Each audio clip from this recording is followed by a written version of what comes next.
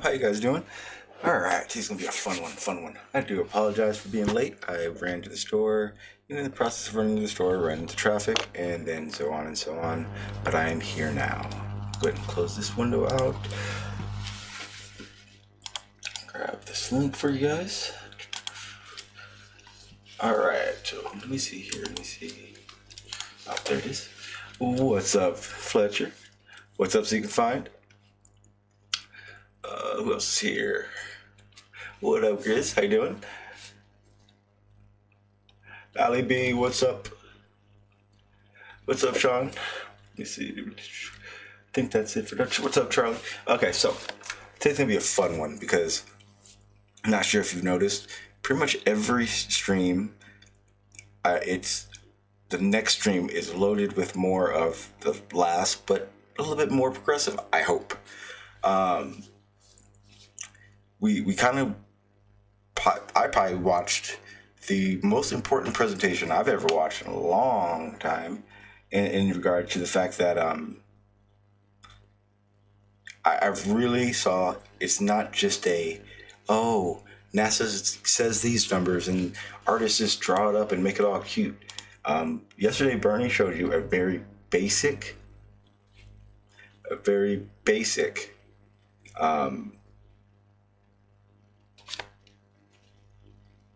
creation of a model using data from observations. Now, understand this. And this is kind of one of the things that I kind of been saying for a while now. Let me see.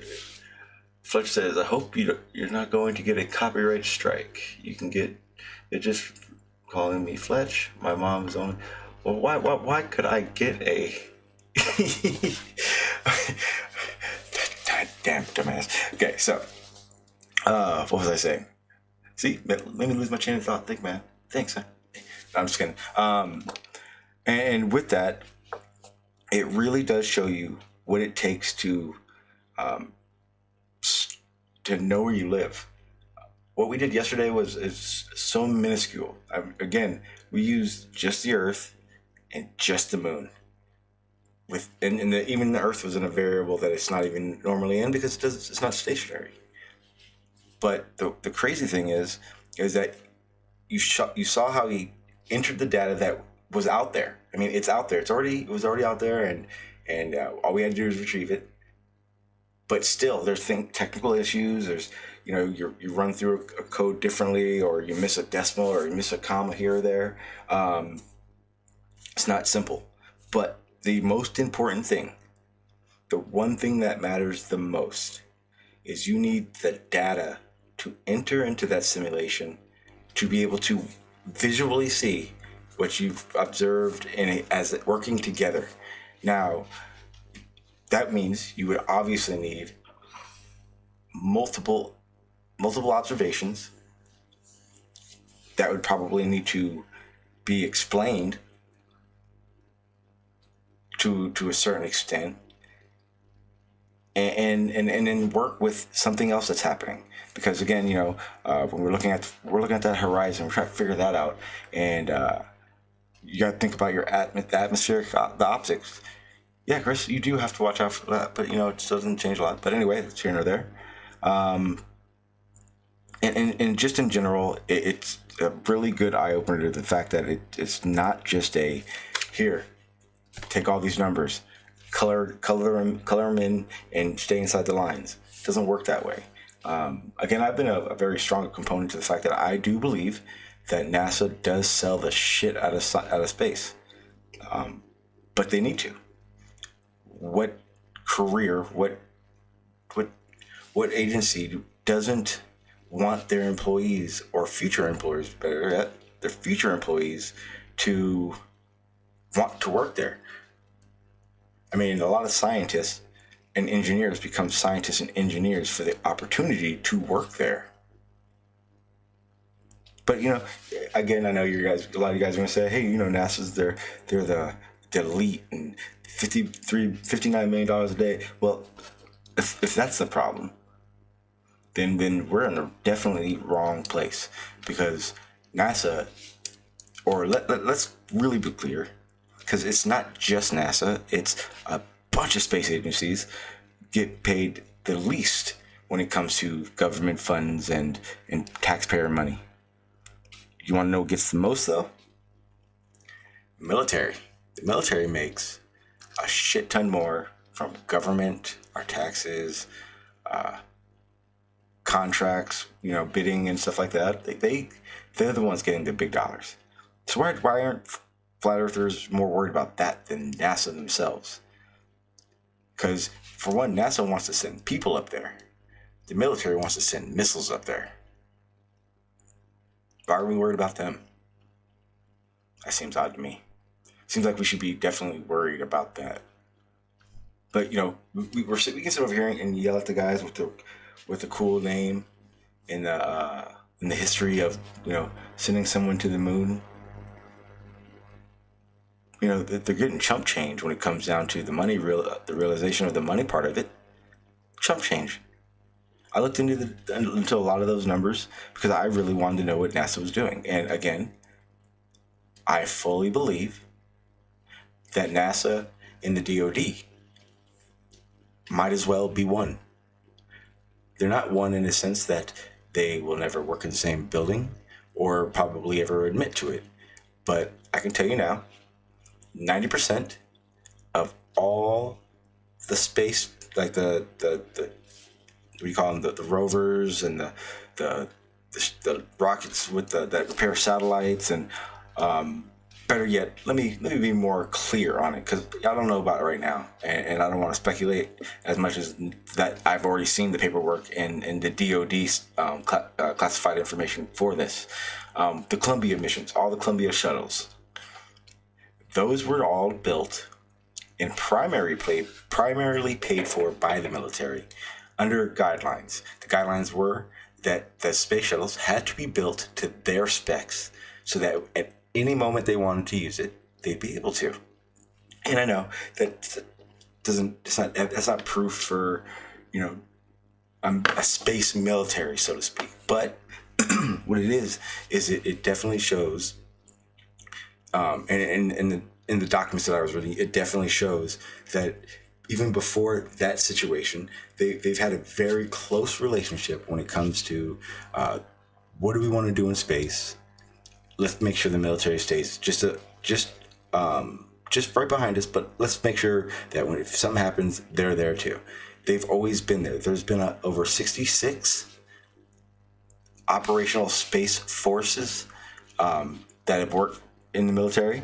Now understand that when you're hearing these words, space forces, it doesn't mean Trump is going to send troops up into space and be up there. It doesn't work that way. The realization of what this space force is pretty simple and clear.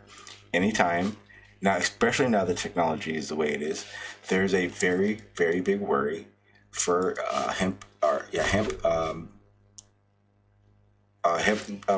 rocket launches, which basically could be EMP. They're nuclear. Nuclear wouldn't work so well as EMP would, but it's definitely a scare that the U.S. government and the other governments understand is there.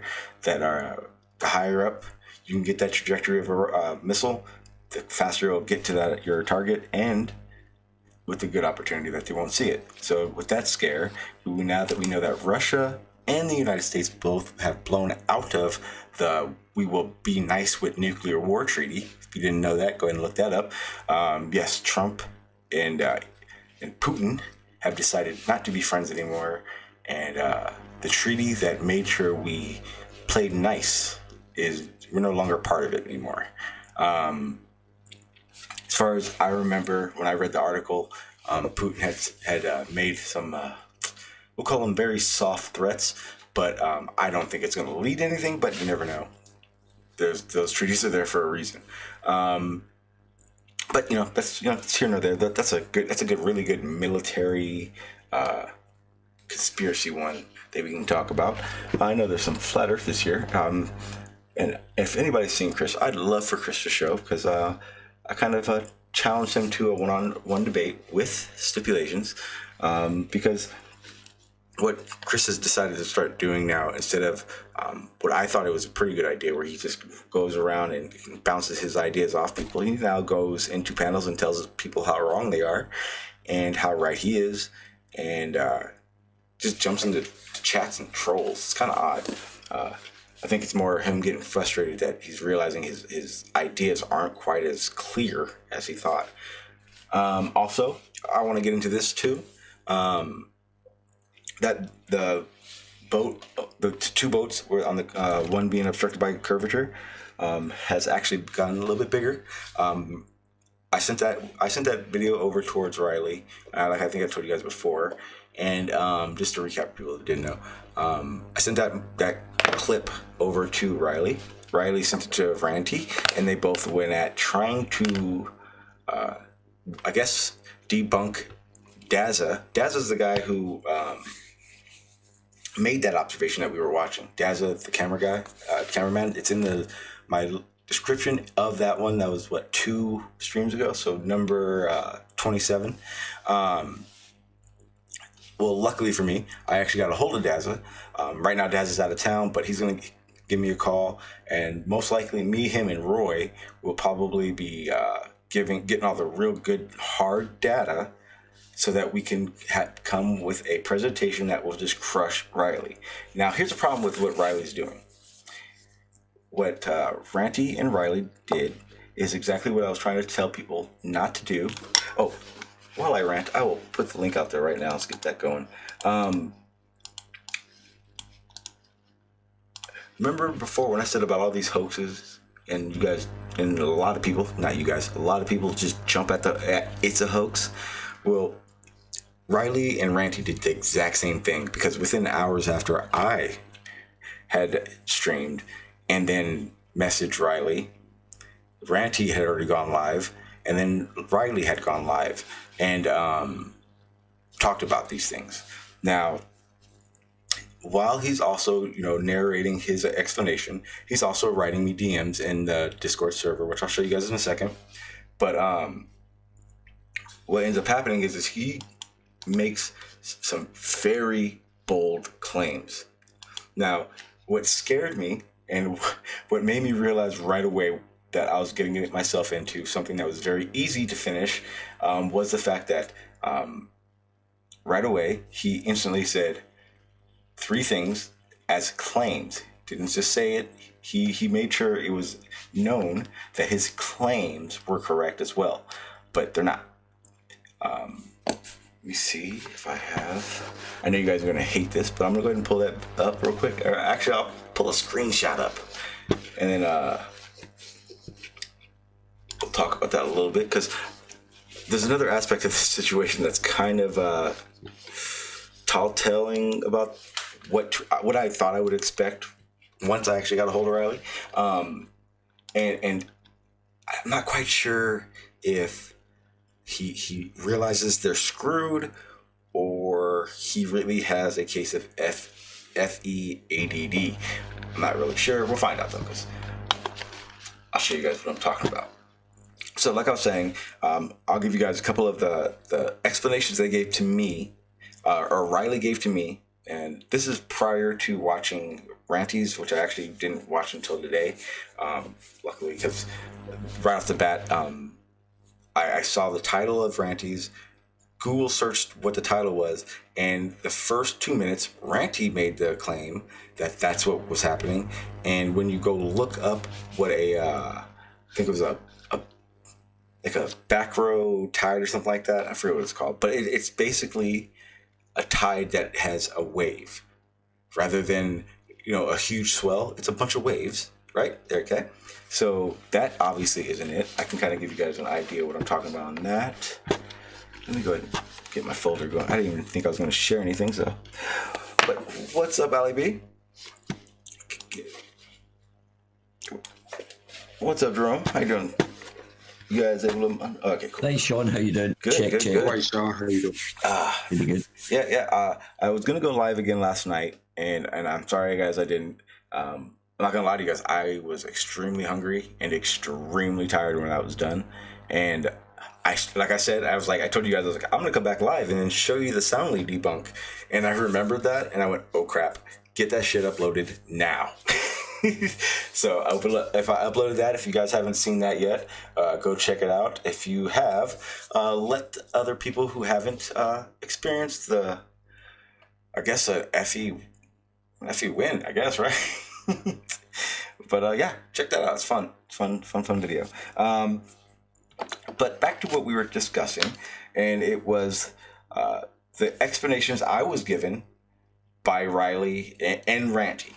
Like I said, the first one, let me get that video up here because it's easier for me to show you guys exactly what they're claiming. And the problem is, at least for me, is right off the bat, he said, I'm making the claim that, and went on a rant about how all these different things that he probably heard of that night was the reason for it. Kind of worrisome again, because that's what he's teaching a lot of you guys that are thinking he has the information. He doesn't. I'll show you. I didn't even want to go to his. I wanted to go to... Well, actually, I'll go ahead and share this link so you guys can hear what he said himself.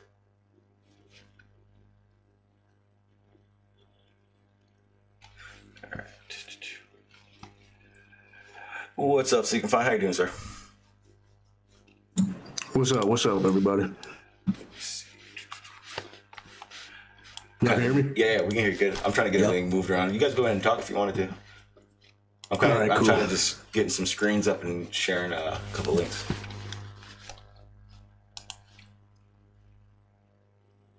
What was that? Oh, sorry, Jack. On you go on. Actually, let me ask a question. What up, Jermaine, man? Been a little while, man. What's up, man? How you doing? All right, yeah, it's been a while. It's been a while since I spoke with you. I wanted you guys to look at this. Go ahead and keep going. I'm gonna find a picture because right now, like I said, me and Chris, like I always thought Chris was cool, but past few days he's kind of been on this tirade, and it's at least around me, it's over those images of that video he presented. I'm not sure if you guys remember that. The one that was super fuzzy, the one that you couldn't. I wouldn't use it for anything, but Chris seems to think it is as clear as day. I mean, if it wasn't for that, we wouldn't have found, or Rob wouldn't have shared that video that I've been using the whole time. And I just think that he's kind of taking it a little butthurt that it's not his way.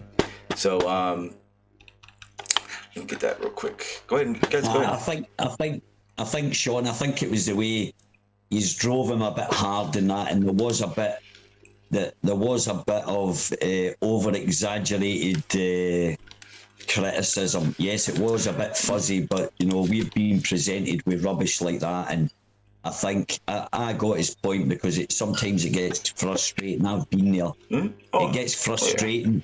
Yeah, and I think that's what it was. But he was getting driven. Well, I think he was getting driven a bit hard. But I get it. But it was like uber scrutiny, whereas things that are maybe comes from the other side of the argument gets treated a little bit more with kid gloves. So understood. Go ahead. Understood where he was coming from. Well, we have plenty of evidence that is crystal clear, without the fuzziness. So it strikes us as an attempt to deceive when somebody pushes a blurry image that can't be that you can't determine anything from. Yeah, it was blurry because of the atmosphere. It was going out into the atmosphere. You could clearly see 1 minute it was clear and the further. But it doesn't matter. The thing is, the good thing about getting criticism like that is it just makes us come up with fine-tune the experiment. So although it's not nice when it gets done to you and it gets a bit frustrating, we've just got to put up with it, move on, and fine-tune our experiments and our arguments. I did want to hang on, Brent. I wanted to say this first, and it's kind of the elephant in the room that I know everyone saw. Let me make a suggestion to flat earthers. If you want help and you want to do joint experiments, never in your life go about it like fucking Mind of God did today. Mind of God disrespected a very talented man, a man that would be able to help him extremely, and it couldn't even been a one-sided thing because he could have walked every step with Jesse. But the thing is, Jesse knows what he's doing. Where Mind of God just did this wig out like he knew what he was talking about. Like why would he need Jesse? Like it's gonna be an eye opener when he really it's time to take those tests if he does it. Yeah, the problem is that many of the people who are heading these websites are not flat earthers. They're con artists, and the last thing you want to do is give your people a chance to see through your con. Mm-hmm. And the people who are the viewers are not in the least bit interested in facts or truth. They couldn't care less about anything. They want their religious beliefs confirmed for them, and they don't care about reality or any kind of rational debate. They couldn't care less. Well, but Mind of God. But the problem, Mind of God is a troll. Okay, yeah, Mind of God is a troll. I agree, but that's true for both sides. Yes, I don't think the Mind of God. It's not true. No, Brenda. That's a lie. Brenda, I can tell you right now. I can tell you, it is definitely happens. It happens on both sides. It is ridiculous, especially right now. It's ridiculous on both sides. Both sides, and that's I would have said that as a flat earther. Go ahead, I'm sorry. Can you name a globe earther who has falsified his evidence? I can Do name. you have a religious belief, Brenda? Do you have a belief, a religious belief? I thought I just asked a question. Yeah, I can answer it. I wouldn't say that is putting out false information, but it doesn't need to be that. It could be using the narrative, using the rhetoric. I hate fucking going about it like that. I suppose. Well, the way Red's rhetoric went about all the fundraisers and then the new car and I want to go to a rocket ship and a hotel and a sandwich, like those things to me is kind of using the Flat Earth platform for his hobbies. That would be the way I would see it being both ways. But I agree agree that might be the case, but the difference is, I want to hear Brenda. like Brenda said, I don't if see you are that as lying being about closely it, relevant. it's a whole different situation. I think it goes It's one both. thing to get money from it, but it's another thing to intentionally lie and deceive the people to get money. I think that's what the flat earthers do. I think but that's only lies. But that's only lies in your perception. You think the line, but most flat earthers, most flat earthers like myself, I believe the Earth is flat. I don't lie. I'm not lying. If I'm wrong, I believe it. I believe it's flat 100%. Right? Why do you think why do you think the Earth is flat, Alan? Well, I've got a plethora of reasons. I've went through them 100 times. I'm going to talk about. Give me your best reason. Give me your best reason for why the Earth could be flat.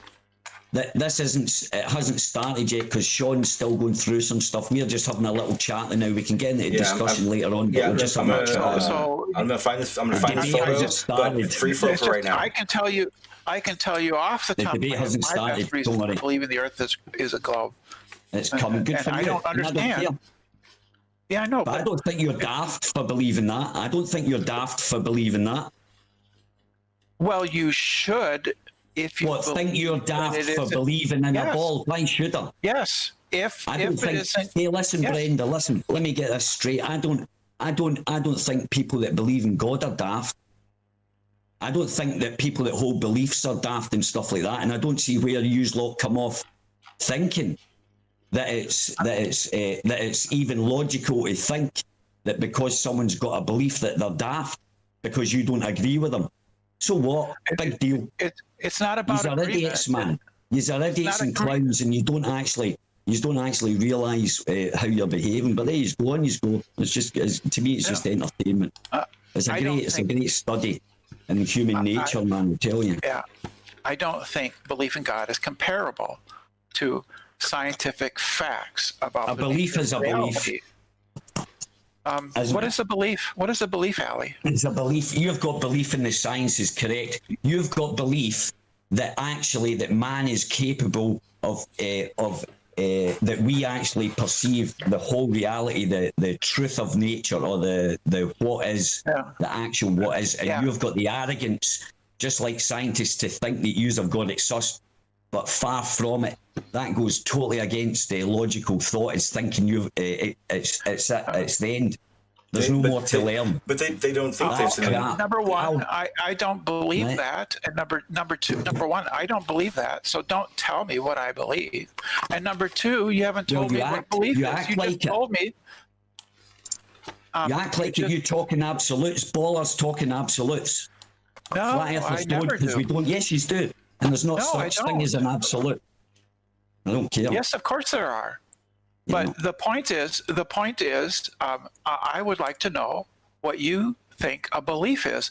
I have an idea of what a belief is, and I understand that a lot of people get confused about the differences between beliefs and faiths and knowledge, because I have some reading in the philosophy of Okay, then, epistemology right. of how we know Okay. things. I have a different belief than most people do about what those words mean, and I'd like to know what you think those words mean. All right. What do you think? What do you think I mean when I say belief? Then. When What I do you hear think I belief, mean? Yeah. What do you think I mean when I say that? When I say belief, what do you think I mean by when I say that? what most people, I think, mean by a belief is they believe that something is true without evidence for it being true. That's what a belief is to a lot of people. It's holding something to be true without evidence. Yeah. Yeah. What's wrong with that? That's what Well, I would that's- mean yeah. it as. That's what I understand. mean it as. Yes, but that's not Right. what I have. That's not what I Right. Okay. not So how tell me I- what you. Right. Tell me how you perceive it then, because now you know what how do you perceive it? for me, a belief is something that I just hold to be true. Full stop.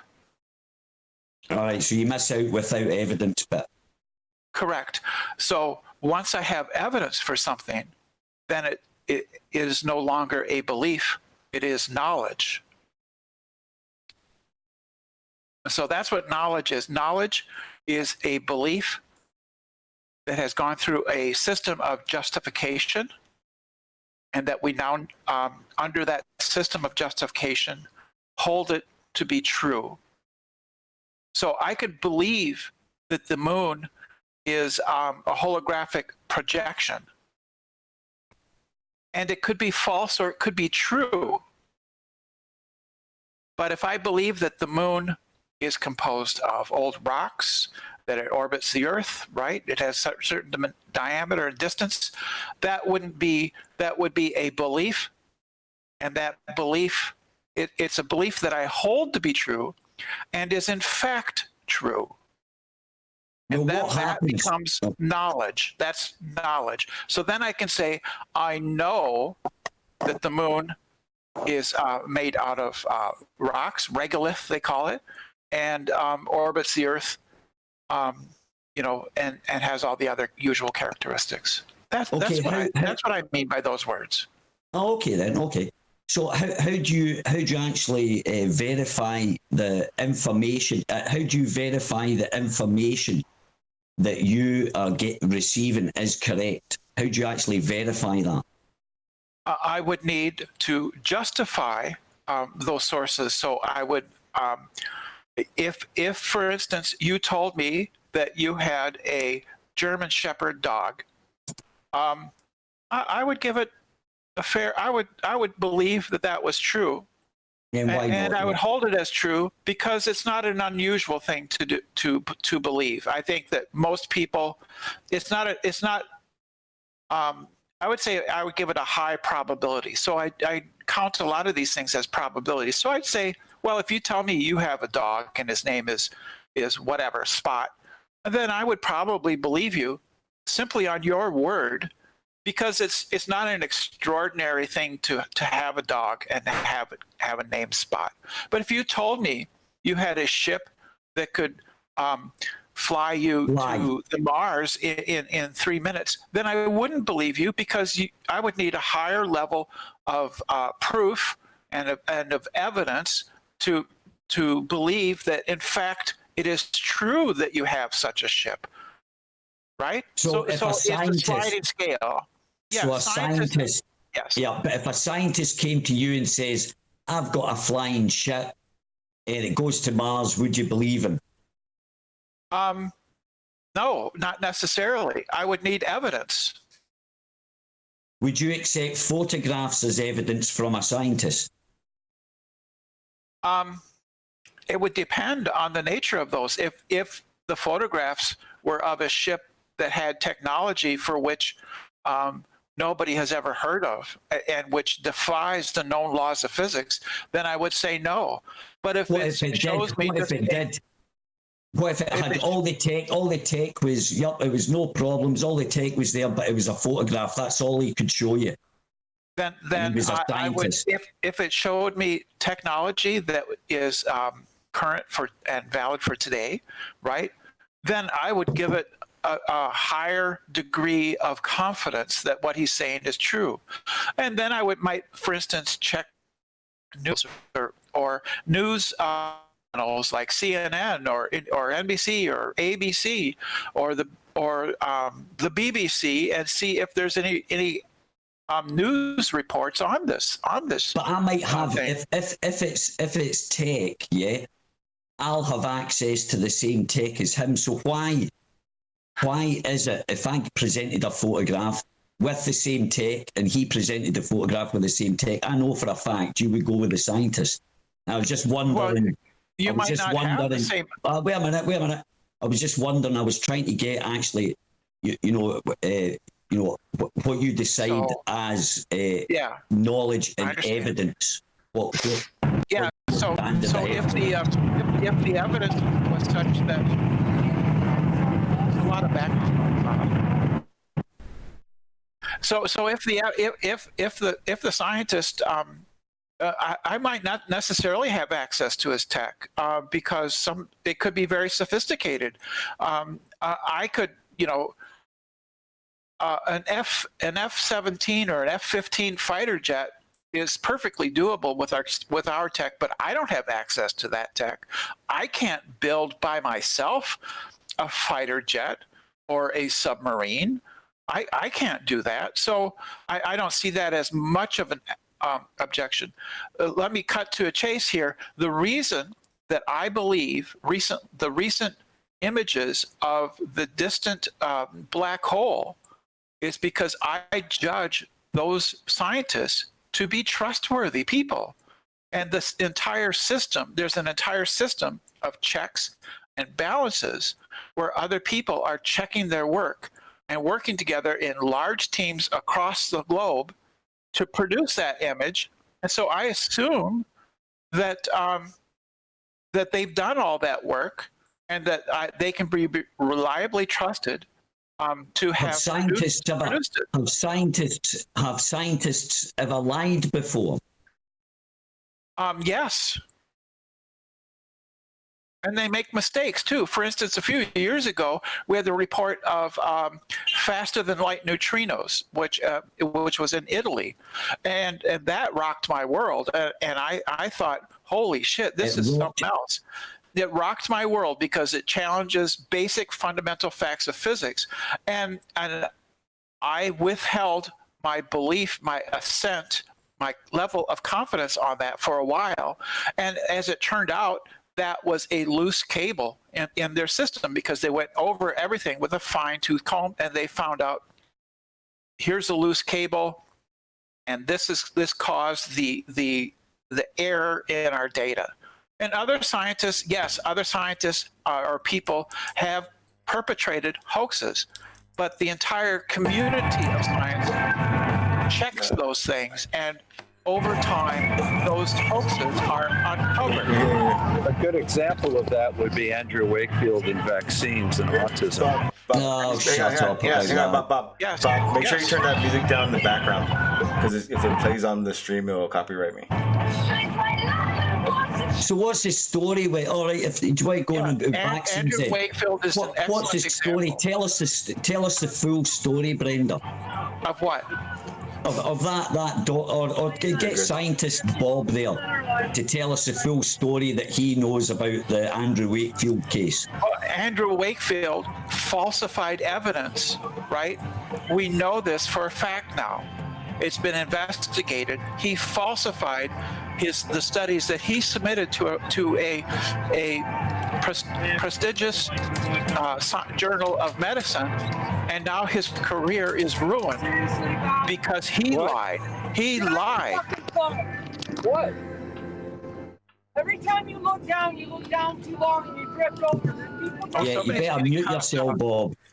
Yeah, you're getting cussed out by somebody there, Bob. Let's hope it's just a passerby. Whatever.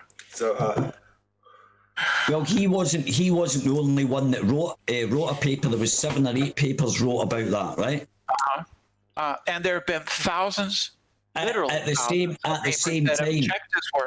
have checked his work. Right, let me finish, Brenda, please. Brenda, I'll let you talk. Come on, we've started good. This is good. Now Bob's interrupting. Listen, this was good. We've had a good On Wakefield's conversation with paper, Brenda. 12 people, 11 of them withdrew from the paper. Right, Brenda. It was Brenda. investigated. See, Brenda. Right. I'm speaking to Brenda at the moment, Bob. But there was. What about there the was. people who withdrew their names Can I from speak the now? from Look, see, this is why you started misbehaving. Now I sat and we've listened to you. Now I'm going to respond to you. We're doing well. This is going well, actually.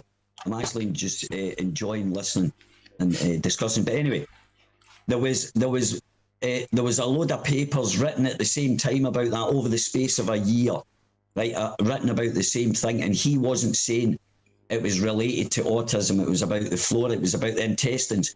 And he actually said there was a possibility. He never wrote, and there was a big fuss about it. Now, the guy that wrote, because there was 2 people involved, 2 doctors. There was 2 doctors that were charged with it.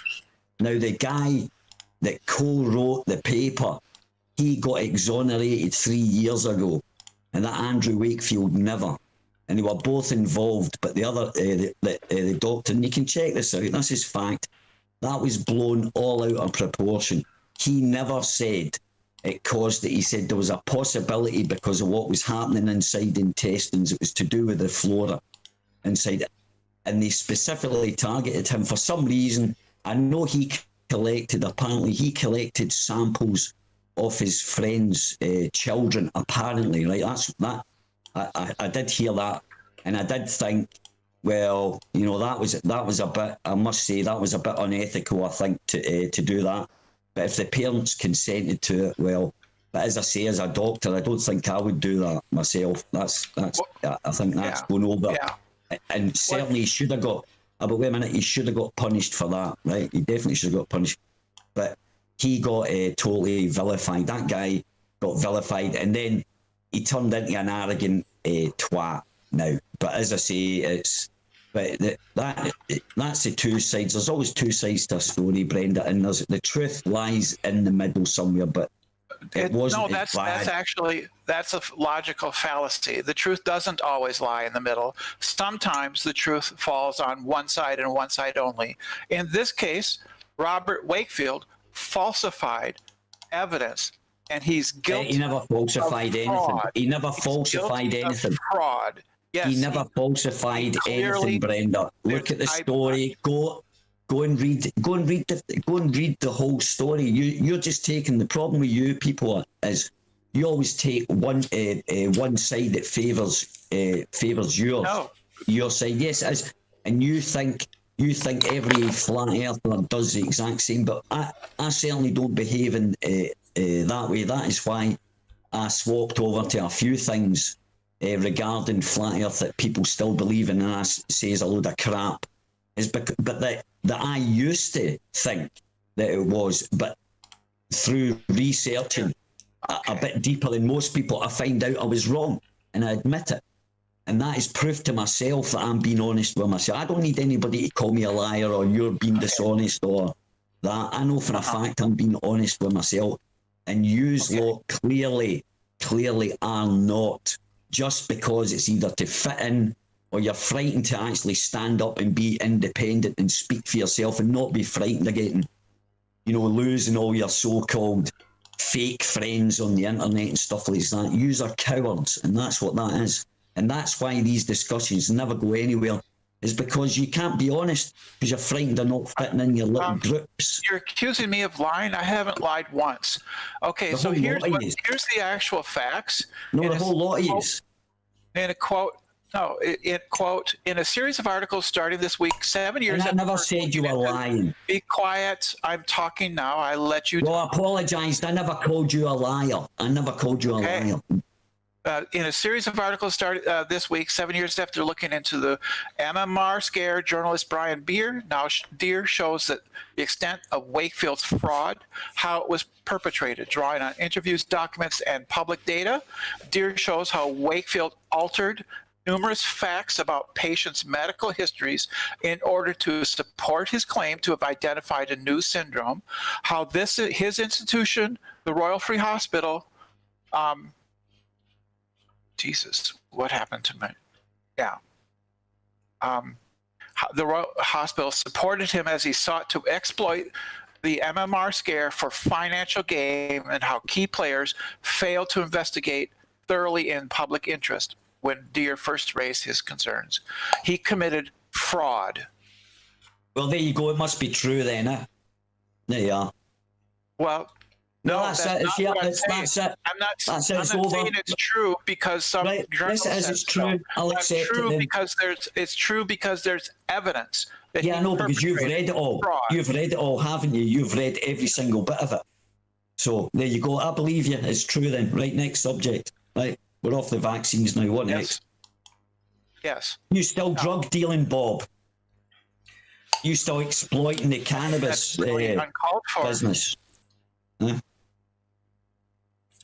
All right, so let's get to this Anyway. observation.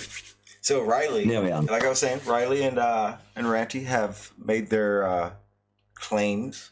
I honestly, I went to Riley thinking I'd have a flat Earth explanation that at least I would have to go.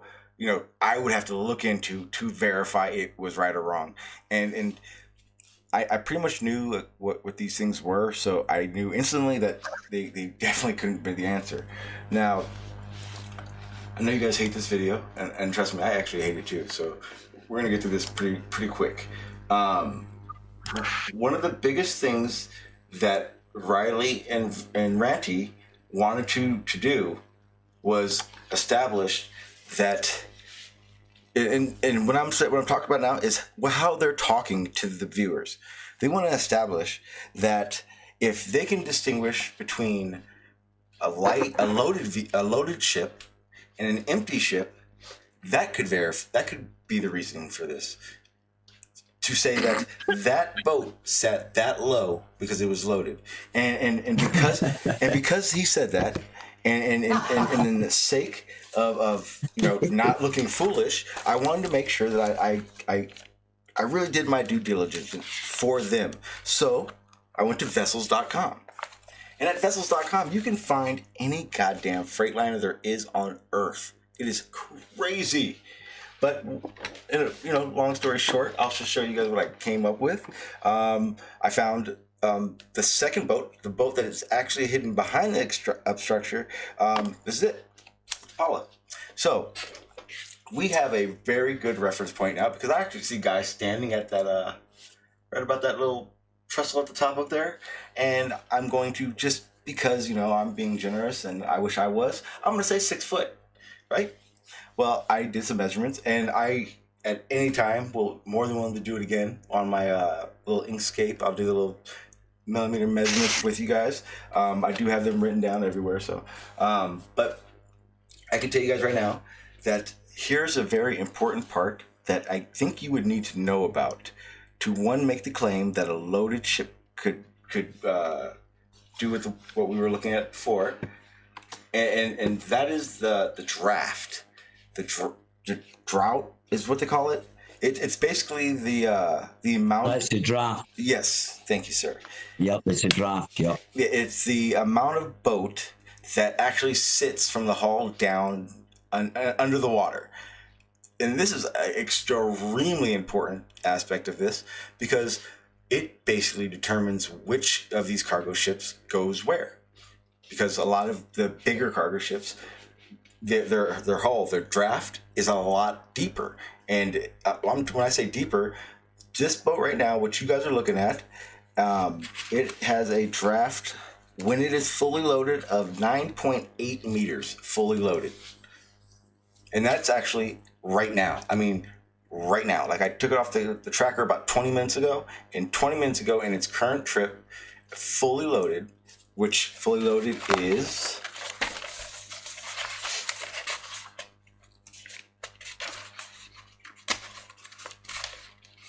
Fully loaded is just over 38,000 tons. Now, mind you, this is also a very important factor. This is one of the smaller. This is the Honda of cargo ships. This is the well. This is when I was looking it up. This is what a lot of this is what a lot of the sites were saying. They were saying that this one is called a handshake or a handcraft or something like that. But it's the smallest yet most economical. So like they can get into more ports with this ship than any other ship, because if it gets too big, some ports they can't get into. Well, most of the businesses, they buy this ship because it can get into the most ports, because it's not one of the big ones, and it doesn't have that draft. That draft is important because a lot of bays are too shallow for a lot of ships. So with that said, if the right now, as we speak, if that ship is in the ocean and its draft is 9.8, I think that was like 29 feet. Well, when I measured at the front, I don't know the names. I'm pretty sure it's the hull, but I don't know that. But right up where 1, 2. If you can see it, there are little holes in the front of the boat. But if you guys can't see it, where the poles in the front are sticking up, if you drew a line down to the water, from the top of that blue to the water line, right there is 46 feet. The tip of where the very, very tip of the boat is 53 feet. Now, that still leaves a lot of ship.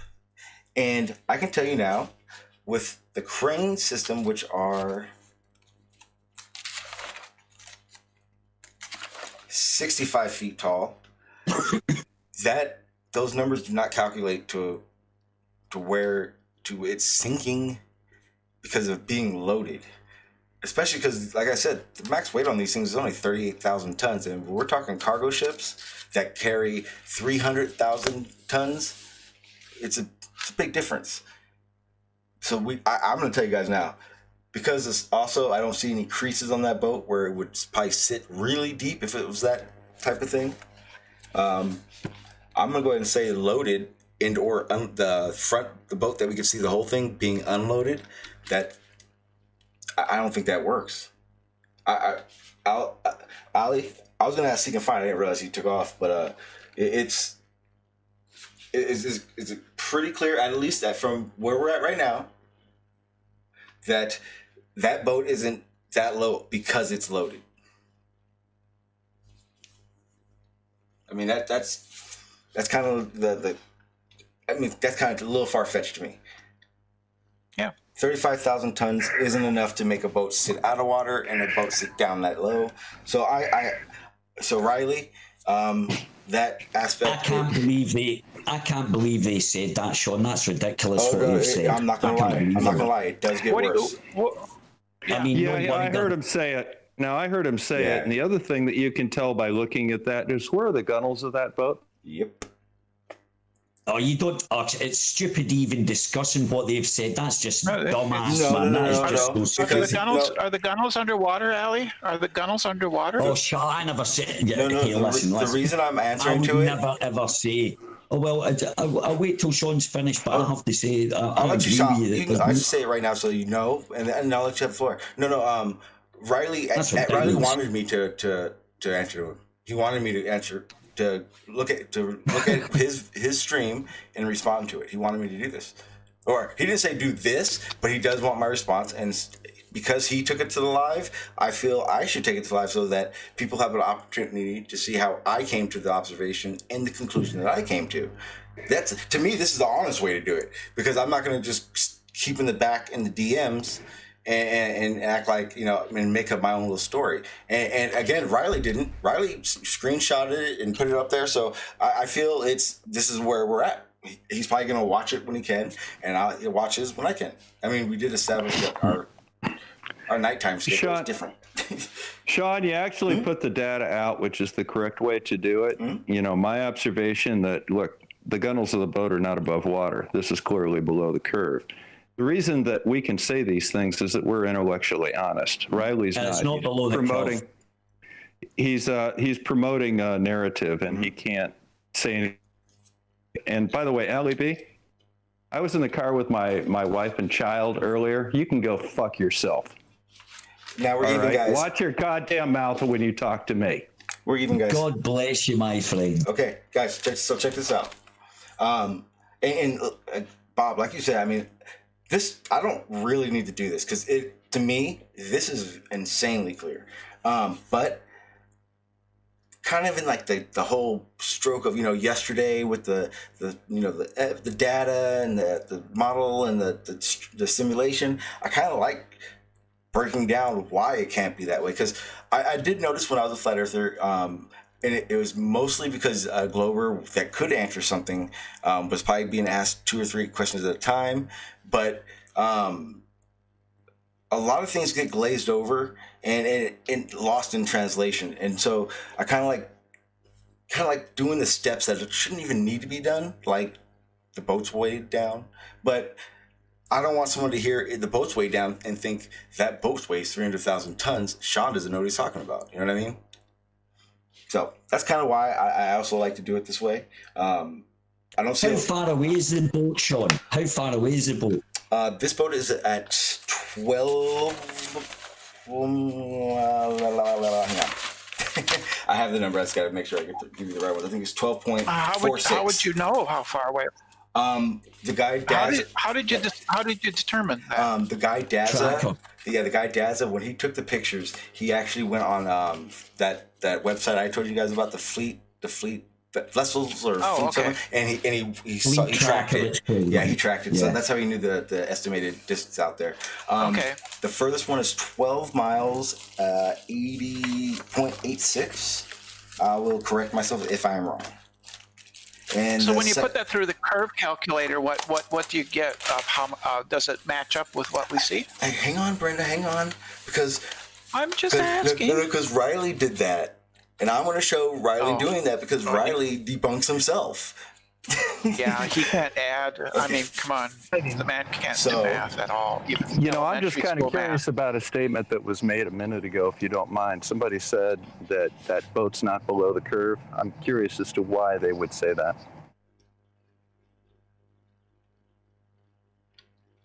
I'm confused by it. Oh, Ali said it was not below the curve, and Bob is wondering why he said that. Oh, okay. My bad. Well, no, I'm calling him on his shit is what I'm doing, but I'm trying to be nice. This is not my hangout. This is Sean's hangout, and he's pissed me off. So now I'm going to call him on his shit. Yeah. It's kind of fair. As long as you do it respectfully, in a way. In a way? Well, because, come on, I was like, guys, you guys can fight, but you got to be nice. Well, Sean, I'm waiting for you to finish. I'm waiting for you. I'm being respectful. I'm waiting for you to finish, and then I'll go at it. I've not got a problem going at it. But once you're finished here, we'll figure it out. But we didn't hear you, Bob. Could you repeat that? Yeah, plenty time. Plenty time. I'm just listening. Well, what's your response, Ali? About what? About that being over the... My first response is, if that was truly going over a curved piece of water, that picture doesn't look right for some reason. For the amount of... Well, there's about 100, there's maybe about 100 feet, about 80 feet probably missing on that boat, I would say. And you measured that how, Ali? Well, because Sean measured it. Well, just will you answer? Don't ask me a question. Tell me how. Don't ask me a question. I'll explain why. because Sean explained the actual height of the boat. He showed the size, the height of the boat, right? And Are I'm the gunnels judging. 100 feet off the water? Are the gunnels 100 feet off the water as he gave? The full height of the boat would be about approximately 130 feet, I would have said, if, according to Sean's measurements at the bow. Yeah. And how high are the cross members on those cranes? I would say. Well, I've no idea. I'm working. Look. Listen. Let me. Never mind going. I'm going to tell you why I think. Right. So I'm reckon that we're seeing maybe we're missing about maybe 40 foot of that. So that would be 80 foot. Say 80 foot missing, right? Now for me, because I'm imagining the boat sat on the horizon, right? And then I'm going to imagine that actually going away from me and going round a curve, right? Going actually away from me round a curve. And that just doesn't match what I would expect to see a boat going away from me round a curve. Well, it doesn't match. It just. I think at this point it's running parallel to the horizon. It's just that far. It's just that far away. I don't think it's. Right now, it would be going. No, but Sean, that's not a good enough explanation. Wait a minute, that's not a good enough explanation for me, because as I say, for 80 foot, that would have to be going away at some angle to lose that 80 foot really. And if it was, it would certainly. I can just even looking at that and knowing how much of that boat's missing, I know for a fact I would notice that leaning away. That just doesn't look like that. I'm not saying it's fake. I'm saying it's a real photograph. But for some reason, it doesn't look right. That just means basically you need more evidence. Ali, first of all, if it was a flat Earth, you already know that it shouldn't be nothing missing. That's number one. Number two, why would you expect a boat that's far within 1 degree of the expected Earth curvature to be leaning away from you, and you to be? Dude, it's mission. It's okay, right? The first one I can explain, but that's actually show the two boats together. Right now, I'm trying to imagine. I'm trying to imagine. Right now, look at the size, the difference in the size. No, go back so we can see the two boats.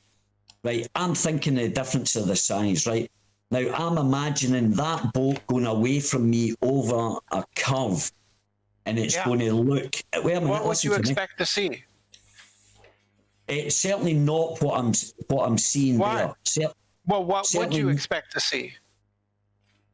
I think I would expect to see some kind of difference in the orientation of that boat, because...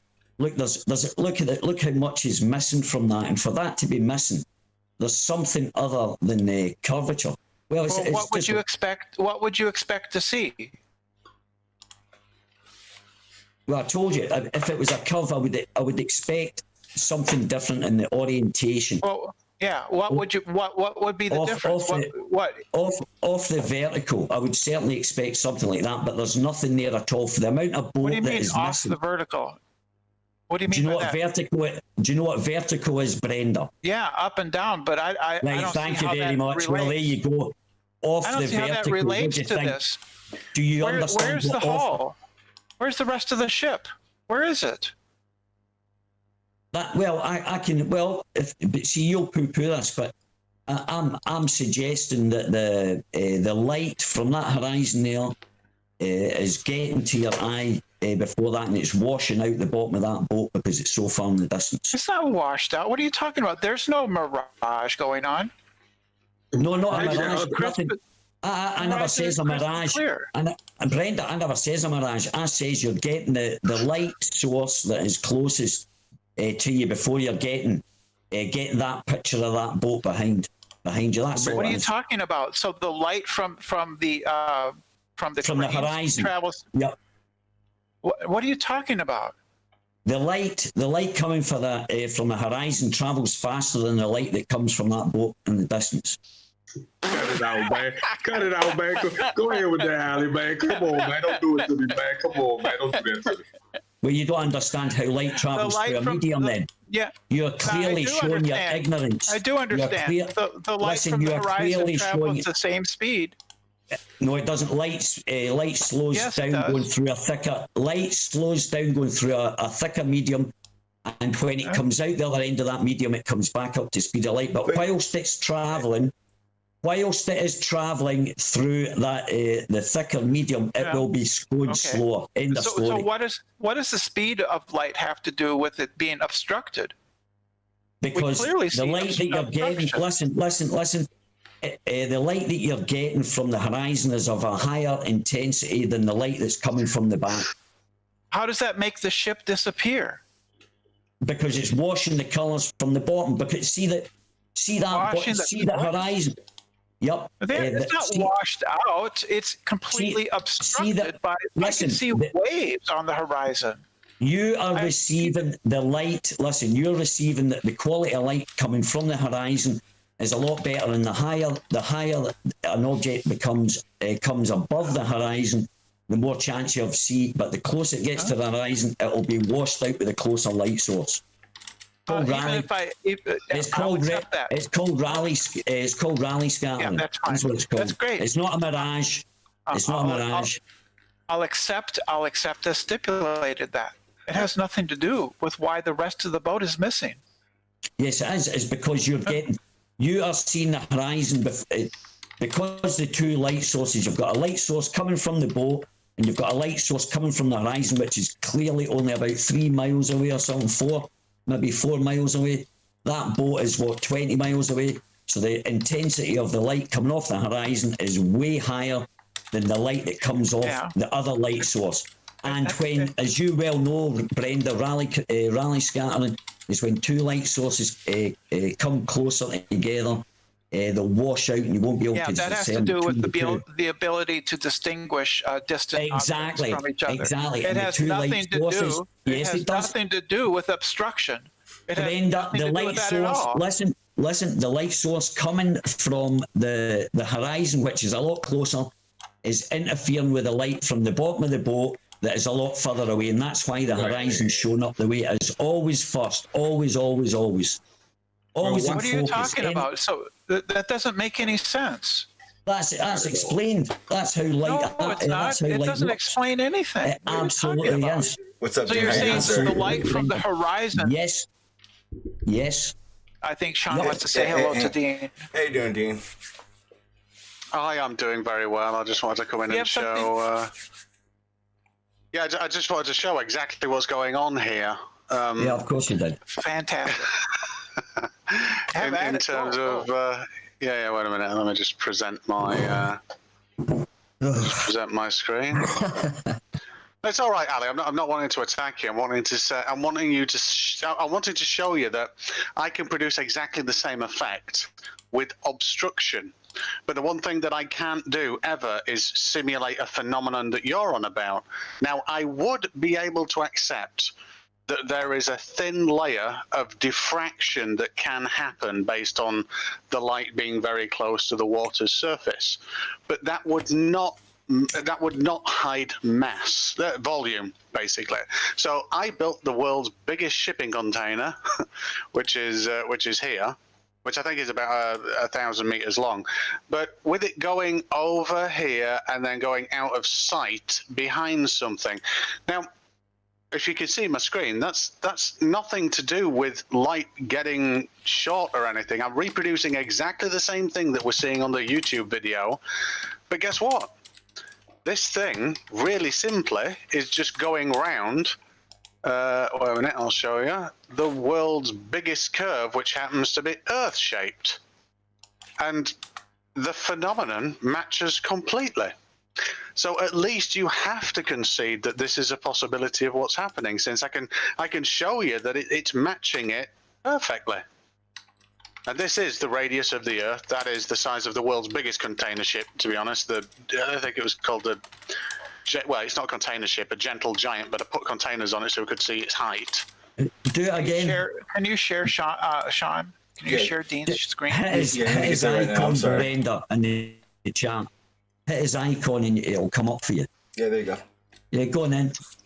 Yeah. So I've got this this vessel that moves away, and it looks like it just starts disappearing.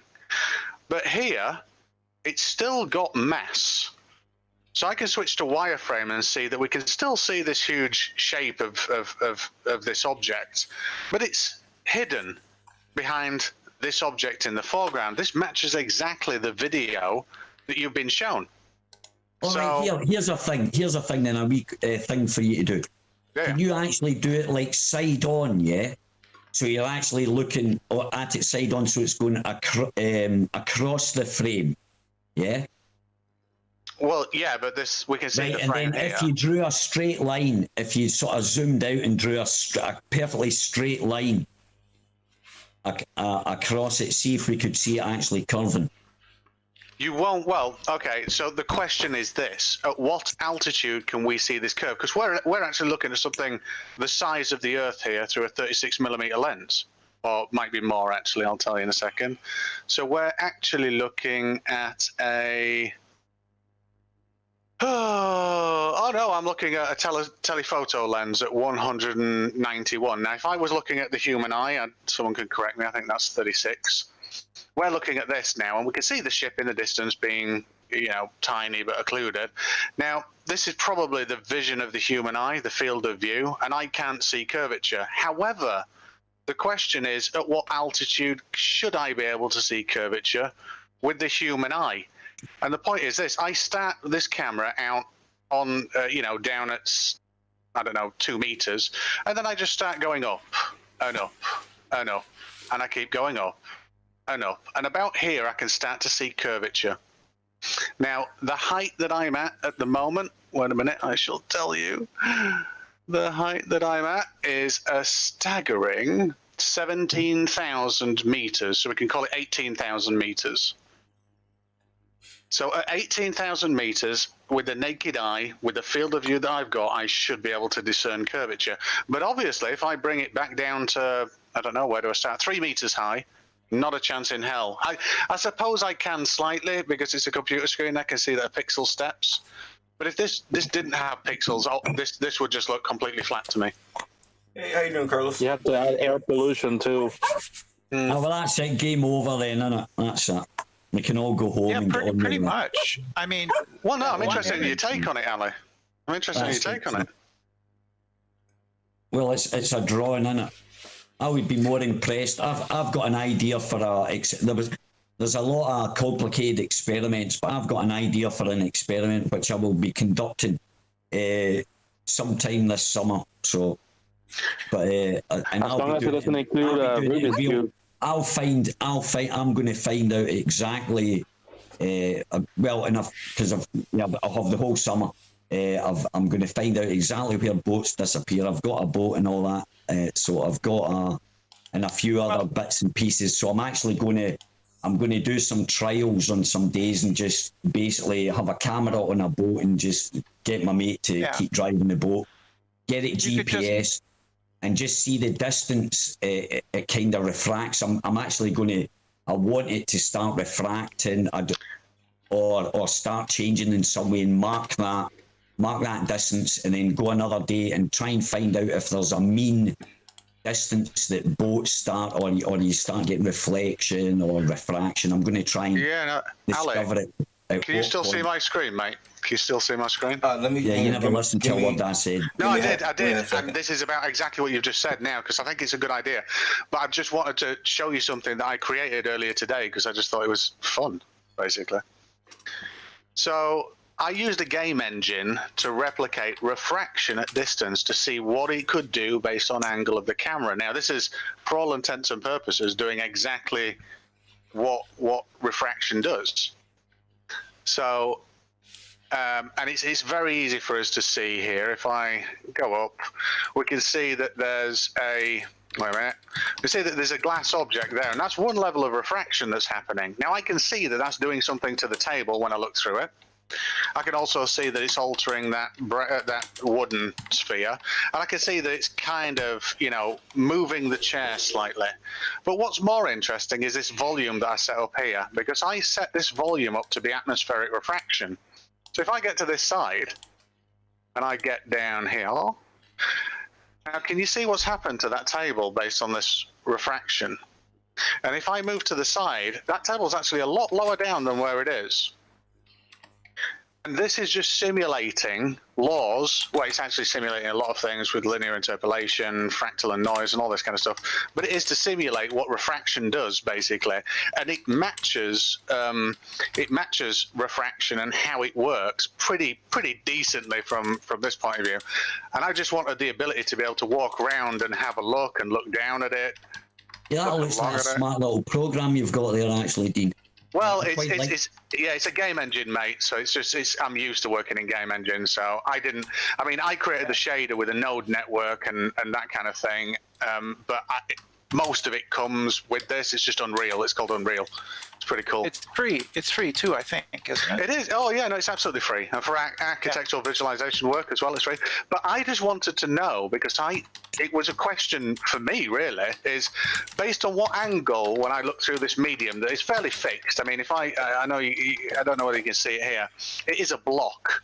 Now, what I want to do is I want to take this into more of a volumetric state with steps, just like real refraction works with temperature differentials and that kind of thing, to really simulate it. And I also want to simulate it at size as well, and then compare what I've simulated against reality. But I mean, if I come out of play mode, I actually fixed the camera as well, but I can actually zoom in. Oops. Yeah, make it layers, so it's not just one layer that's coming through, it's actually 3 miles of, because the light's traveling towards that eye. Yeah, in all seriousness, Ali, what I did with this one is this volume of air here could never be responsible for creating that much distortion. It was a tiny bit of distortion. So all I did is I increased the magnitude of it. But like you say, a better example is to have like a kilometer of air, which I should be able to do in this. To be honest, it isn't out of the and if I zoom in, because I'm getting the same effect of what we see on the horizon and things. So yeah, it's not bad. It's quite interesting, actually. It's quite interesting. Well, that's why I want to do that thing, because as I say, I've got the whole summer, I've got myself quite a powerful laser as well. I've got a few ideas regarding that, and I've got long shorelines, so I can actually work along the shoreline. And yeah, I've got a nice wee setup here, and it'll be a little camping trip for me anyway, so a bit of fishing and stuff. Yeah, I know. Yeah, it's better to add any of these observations with a bit of recreation as well. Oh, well, that's what I'm doing. It's just going to, and it's only for me anyway. It's not to prove anything. I'm fascinated by the whole discussion anyway. I just think it's a great discussion, and I think that people are selling themselves short not to at least imagine. You know what I mean? Well, you seem to be pretty committed to the flat Earth belief. How do you mean committed? I'm not real. I'm not here to convince anybody. I just enjoy the discussion. I just wish, because I do like talking about science, but the problem with that is that when I talk to a ball earther about science, it's totally, you get jumped, or debunked and attacked. And the same on the flat earth. If I go into Nathan's, for example, and put out an idea that's like, what's your independent variable, blah, blah, I don't want to do that. I want to discuss and imagine things and extrapolate and think things, and a bit of philosophizing and saying, imagine if we could do this, or this thing's come on the market. Maybe it was designed for something else, but you could come up with an idea and use it for a totally different thing, which happens all the time. That's what I like to talk about. But unfortunately, I can't get in conversations because, like, if it's not in a flat, getting shouted down by flat earthers, it's getting accused of lying, or you're a dumbass or a retard. It's like you can't interact at all, man. Well, if you have different beliefs for people, not that I care. I don't care. That's because there is a matter of fact that is being debated, and you can want to play around with ideas like fairies and unicorns, but there's people who believe they're real, and those ideas harm people. They cause real harm to their lives. They lose jobs, right? They lose family because of other people are spreading deliberate lies and misinformation. Well, see, you're saying deliberate lies. I have to say it's well, yeah, I don't know. Yeah. Because see, I always look. I haven't got proof 100% that these people are lying, right? So I haven't got that. So I can't accuse anybody of lying when I really don't have any evidence, unless I say there'll be, you know, it's such a hard thing to prove. How can you prove someone's lying?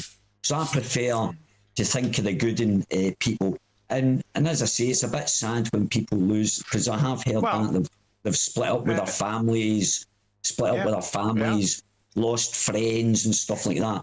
But I find that's more of a reflection on, well, that's a bit strange that the reaction from your family is that they fall out with you because, but I have to say that when people do first find out, they do go on and on about it, man, to everybody.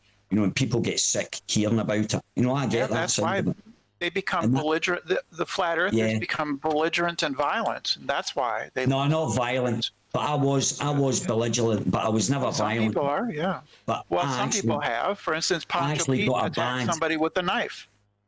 But that's a special case, man. That was coming for 3 years, Brenda. You've been in long enough. There's no way nobody never seen that coming.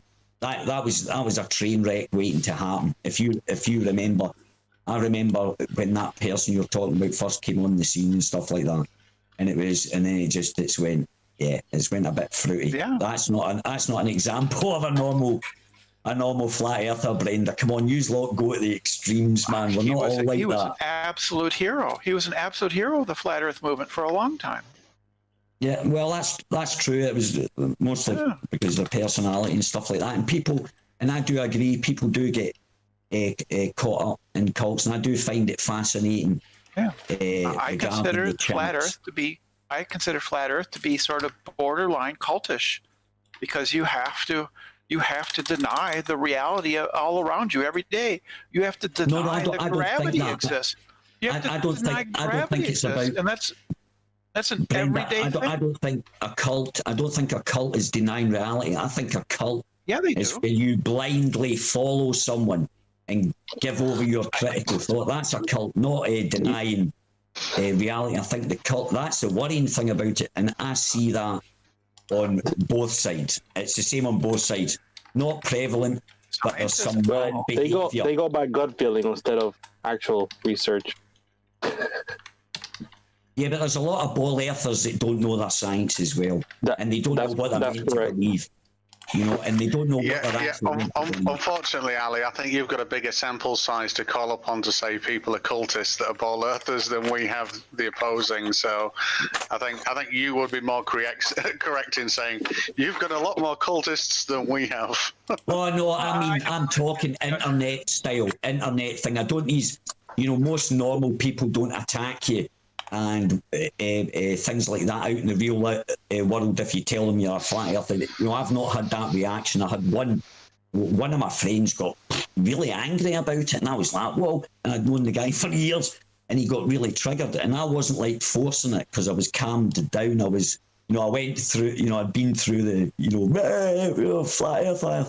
I'd went through that. I was more at the chilled stage, but the reaction I got off of him was, it was kind of strange. It wasn't a norm, because, if someone told me they, whatever, I don't know, believed in something that is regarded as absurd, I wouldn't react that way, like to anger. No, I think it says more about the individual, and I think you are right that I can't disrespect someone for being a flat earther. I can question them for not kind of coming to the same conclusions that I do, because it's confusing to me when we both look at the same evidence.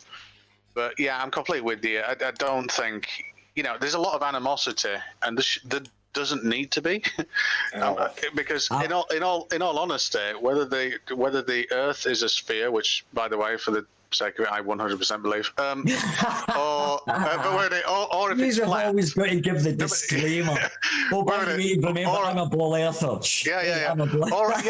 Or if it's flat, there is a lot more. Yeah, no, there's a lot more that you and I have in common than our belief in the shape of the planet that we're on. So. Yeah, Yeah, I'm a and flyer unfortunately, denier. some people start off on the wrong foot, the wrong foot, and you know, and then what it is, it becomes a matter of pride. Because I know some. I hate saying this as well. You know, it's like, you know, I'm not racist. I've got some black friends, kind of thing. You know, I was going to say, I've got some ball earth friends. You know, it's really weird saying that, but as I say, but I've got ball earthers that I can have conversation when there's no like animosity, but it's like what you say. It's all, I think, you know, and the thing is, we can get a bit salty with each other, and I don't mean to, and I don't really mean to, but sometimes it gets passionate. But then what happens is that there's a bit of aggravation between maybe two people, and it becomes a pride thing rather than, you know, doing what you would do with a mate is go, oh, that was stupid, and then laugh about it. You know, a couple of days later, you're laughing about it, I was stupid, and blah, blah. Hey, But Ali, there's none of that resolve, which I find a bit sad. There's no resolve. One second, Ali. So what I want to do is I want to kind of shuffle you guys over to the other hangout. Wait, there's another one? Yeah, I have already made one. I just got to get you guys over there before I can get in there. Because I actually have to leave this one to open that one. So I was going to let you guys know I was going to take this one down, and then I'll put the link in the back chat of this one, or or I'll just put it in the chat right now. Skype. I'm not I'm not worried about that at all. Yeah, but put it in the back check here. Yeah. Okay, I just wanted to make it a little If you easier. could, please. Okay. Hey, Dean, forward to me if you get it. Okay, Bob. Yeah, it's fine. Hey, Bob, I think I have a back chat that I can send it to you. Don't worry about it. I'm going to put it in the chat, but I want to give Bob a second to be able to explain before he's I just think kicked you out. should, yeah. I'm putting it in the back chat right now, guys. Sorry about that.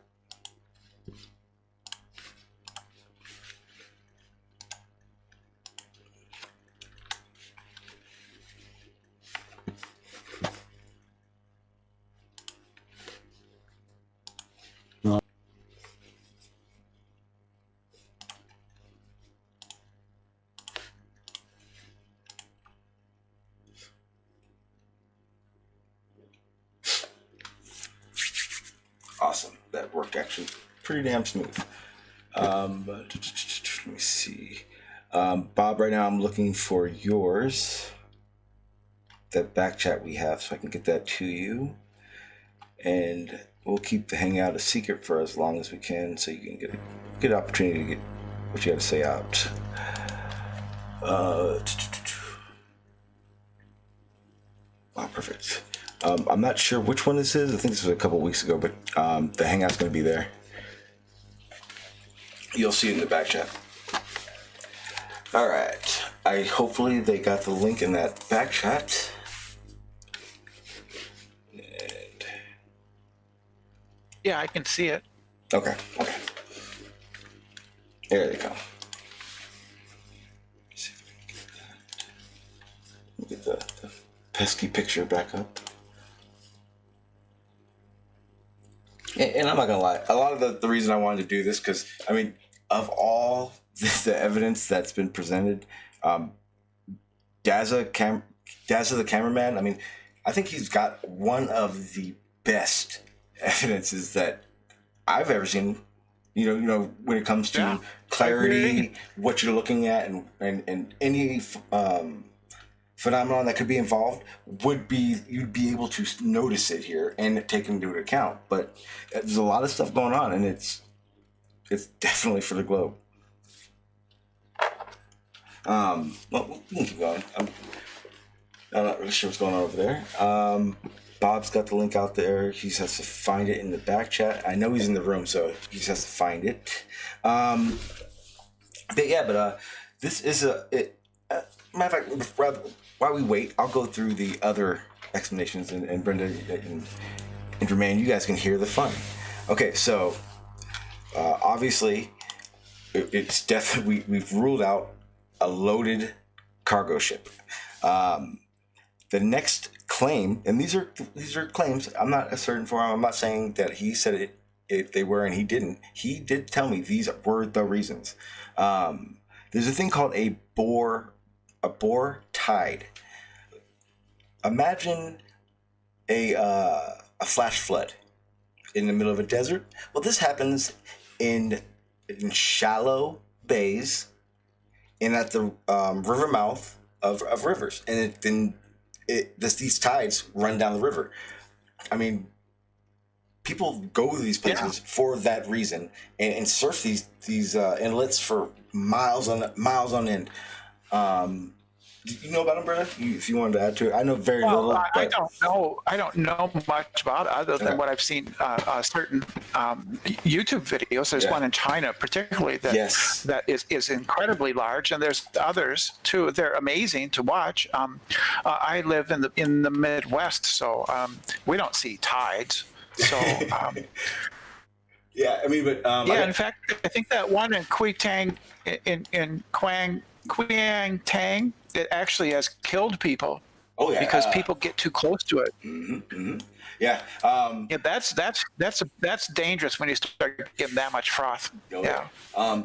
And what I wanted to do is because, and this is another reason I feel him and Ranty used this as a reason, because when you think a phenomenon, Boar tide, you're thinking of this massive rolling wave with the way he describes it, but I mean these things, it's not okay. Let's put it that way. It's again another claim he made that just doesn't work at all. Yeah, I'm gonna find a video. I suppose the next thing, Sean, would be to claim it's a deep ocean swell, that it's just a swelling of the ocean. Okay, well he did use riptides. I don't know if he said that, but that would be a possibility. That would actually be something, I suppose. I don't know. But it wouldn't give you that much, and it'd be I have no clue at all. Well, for riptides, it'd be because that's the beach pulling in, and as it pulls, the top pulls over, so it gives you an undercurrent. But the problem is that's an in the water thing. You know what I mean? It's the undercurrent that is the dangerous part. It's not creating this huge swell. Mm-hmm. So it just doesn't work. The riptide obviously doesn't work. And also, in reading about these board tides, because of what they do, they said it very clearly that that the tide part that releases, that goes back out, that's backing out, never creates this. Never creates a bore. It doesn't happen. Okay. Yeah, you know what I mean? So to happen, it has to be going inland, and it's basically the bay and then the inlet of these rivers that it happens. It doesn't happen in the middle of a shipping lane. Let me see. I had it up. They don't have the link. They don't? Okay, let me see this. Put it in the back chat. Oh, maybe they left that room before they got it.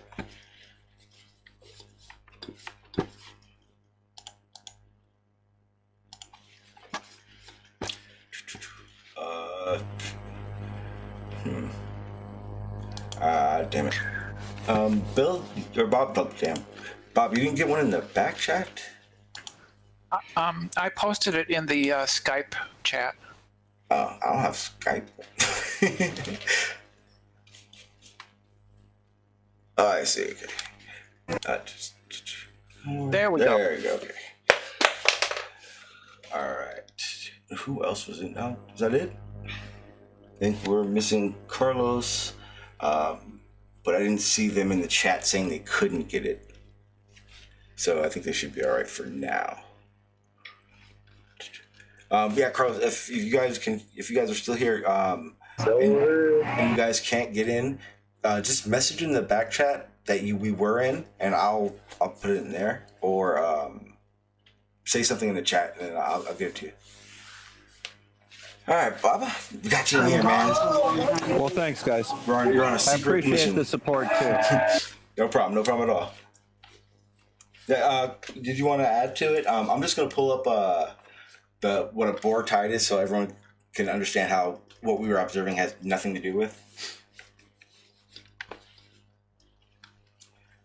And also everything that I'm saying they made a claim. I'm only going to tell you about the things they said we are claiming, and this is why. Like, I didn't want to do the I thinks and stuff, because there's a turn that this takes that is very odd, and you'll see it and I'll explain it in a second. But what I want to do is I want to find, there it is. Okay, perfect, and it's a short one. Matter of fact, in my intro, the one of those board tides where the water level goes up and the boats go all the way down to the bottom, that's part of a board tide, but not what's observed. It doesn't work that way. You'll see why.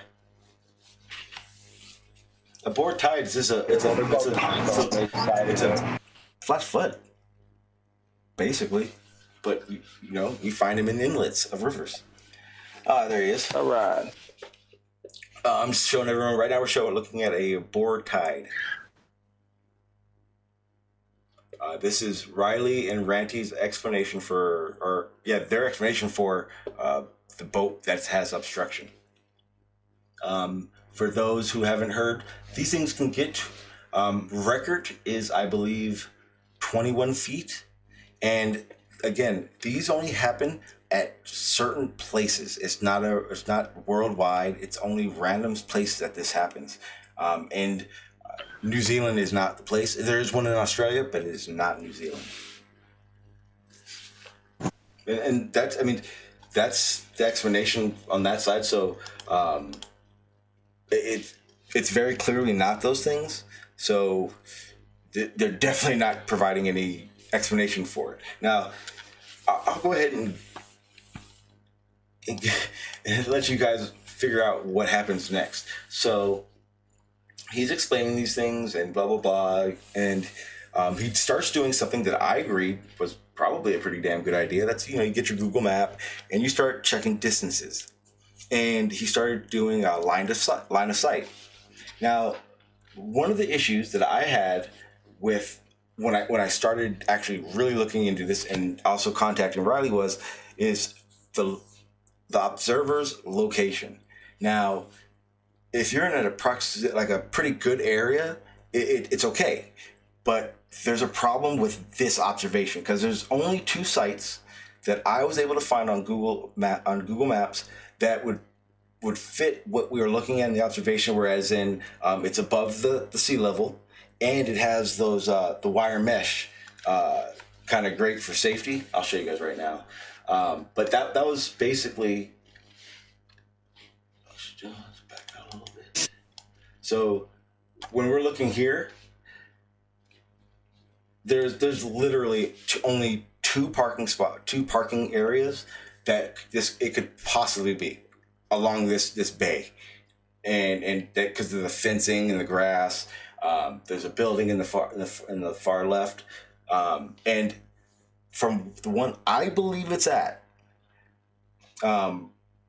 Riley's making the claim that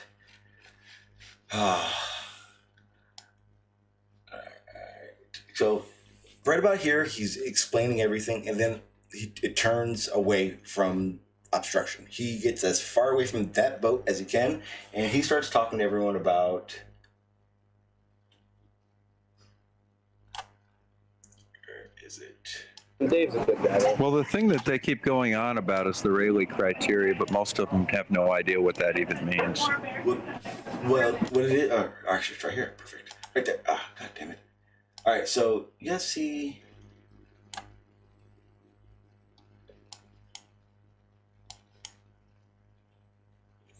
Move forward. Sorry, is this Sean that's presenting now? This is me. Just really quickly, because I've seen flat earthers rip at these videos and I've seen exactly what they say, but this can be a moot point, and you don't have to presume what you're looking at all if you A, know the approximate direction, and B, know the focal length of the lens at that moment in time. Because with the focal length, you can actually say, well, at 35 millimeters, my angle of view is 54.43 degrees. So I know that the island there, I've got one line to it, and I know that I can see 54.43 degrees to the right, and that is my field of view. So you don't have to You would never have to make approximations if you knew the focal length of the lens that at the moment in time. Okay. Just That's a the point. problem. Lighthousers don't have any knowledge of optics. And I don't. I don't That at should all. be in the. That should be in the data of in the metadata, right? Well, no, Brenda. On a photo, absolutely. However, on a video stream, you would need I've only seen that written to data meta streams with log data and lens and variable focal length data in really high grade professional cameras over like $20,000. Not on a DSLR. It won't write that to the video stream. Well, you could ask the guy that filmed it. Yeah. Fuck. Bob left. No, God damn it. Well, he dropped out. I don't think he was removed. And Okay, perfect. getting a Brenda, better you said you could ask the guy who took the picture? Yeah, okay, so Well, right now he's on, I guess he's on vacation or something. He should be back probably tomorrow. He said 3 days, and this was yesterday. So hopefully by tomorrow I'll get an email from him, and I can get all. He actually has. So you can go online and get little various data. That's how I found the ship and how he knew what ship and the distance they were. But he also has the historical data behind it. So he'll be able to tell us its weight, its path, its everything. And I'm going to talk to him tomorrow. But I mean, cool. Yeah. And here's where it gets funny. So you see that the little mountain in between the number one, the far right, and the middle one? Well, Riley has taken his view away from these boats about halfway through his stream, abruptly. I mean, after he lists off those other things that were easily debunked, he said, "Oh, but look, see that mountain out there?" And this is why the location of where the observer is at is so important, because you can only see one. You have one view from each spot. You don't get the same peripheral. Basically, you won't see a lot of it. But he thinks that what we're looking at is a island called Slipper Island. That's 48 miles away. But there's a twist to this, because if it's where he thinks it is, it may work.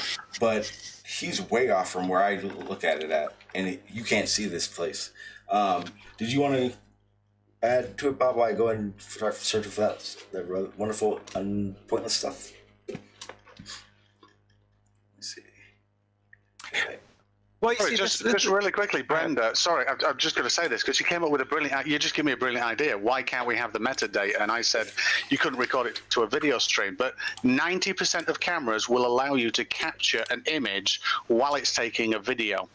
In which case, if you were to make an observation, all you'd have to ask the person to do is also take a photo at the same time, and you've actually got the metadata at that point. So yeah, good idea.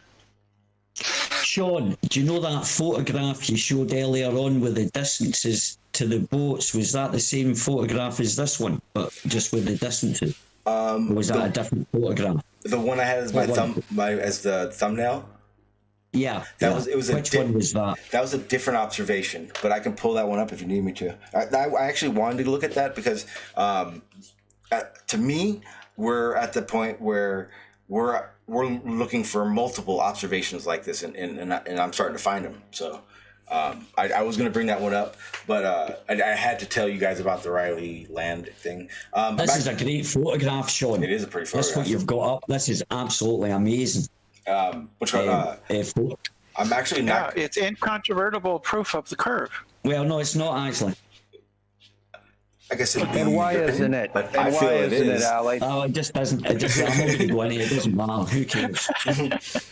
No, but I've already explained. I explained about it earlier on. Yeah, What I think's And that happening. was the Raleigh criteria that you talked about? Yeah, two light sources. Great. Yeah, and Yeah, do you mind the if I light. ask you a few questions about the Yeah, Raleigh go for it. criteria? Yes, indeed. Great. All right. What is the Raleigh criteria? It's it's when two light sources come together. It's the angle between that you can resolve two light sources. For example, say two stars together in the sky. Very you get good. to a certain angle and you can't resolve them. It's Very it's good. Now, it's an equation. Now, given, and you know the equation, I'm sure, and can No, work no, I don't know the equation, but that's Okay, immaterial. so let's Carry on. take- You asked me what it was. I'm telling you what it is in English. Let's take a 500 nanometer light source. That's the wavelength of light, which is within the human vision of 380 to 720. So 500 is a nice one.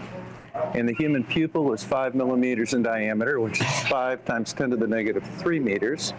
And of course, 500 nanometers would be 500 times 10 to the negative 9th meters. And then you multiply those by 1.22 to get the radians. And then what do you multiply the radians by again to get degrees? Okay, I didn't think so. So it comes out to 0.007 degrees of angle, which is 25 arc seconds. And you know what an arc second is, don't you, Ali? So, in order for a 100-meter building to be indistinguishable top to bottom, how far away would you have to be from that building, Ali, before you couldn't distinguish the top from the bottom of a 100-meter building?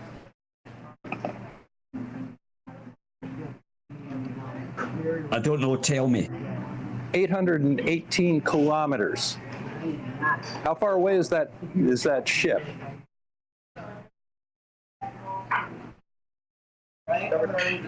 Okay, I didn't think that you knew. So you see, basically, your Raleigh criteria bullshit that you and the flat earthers put out.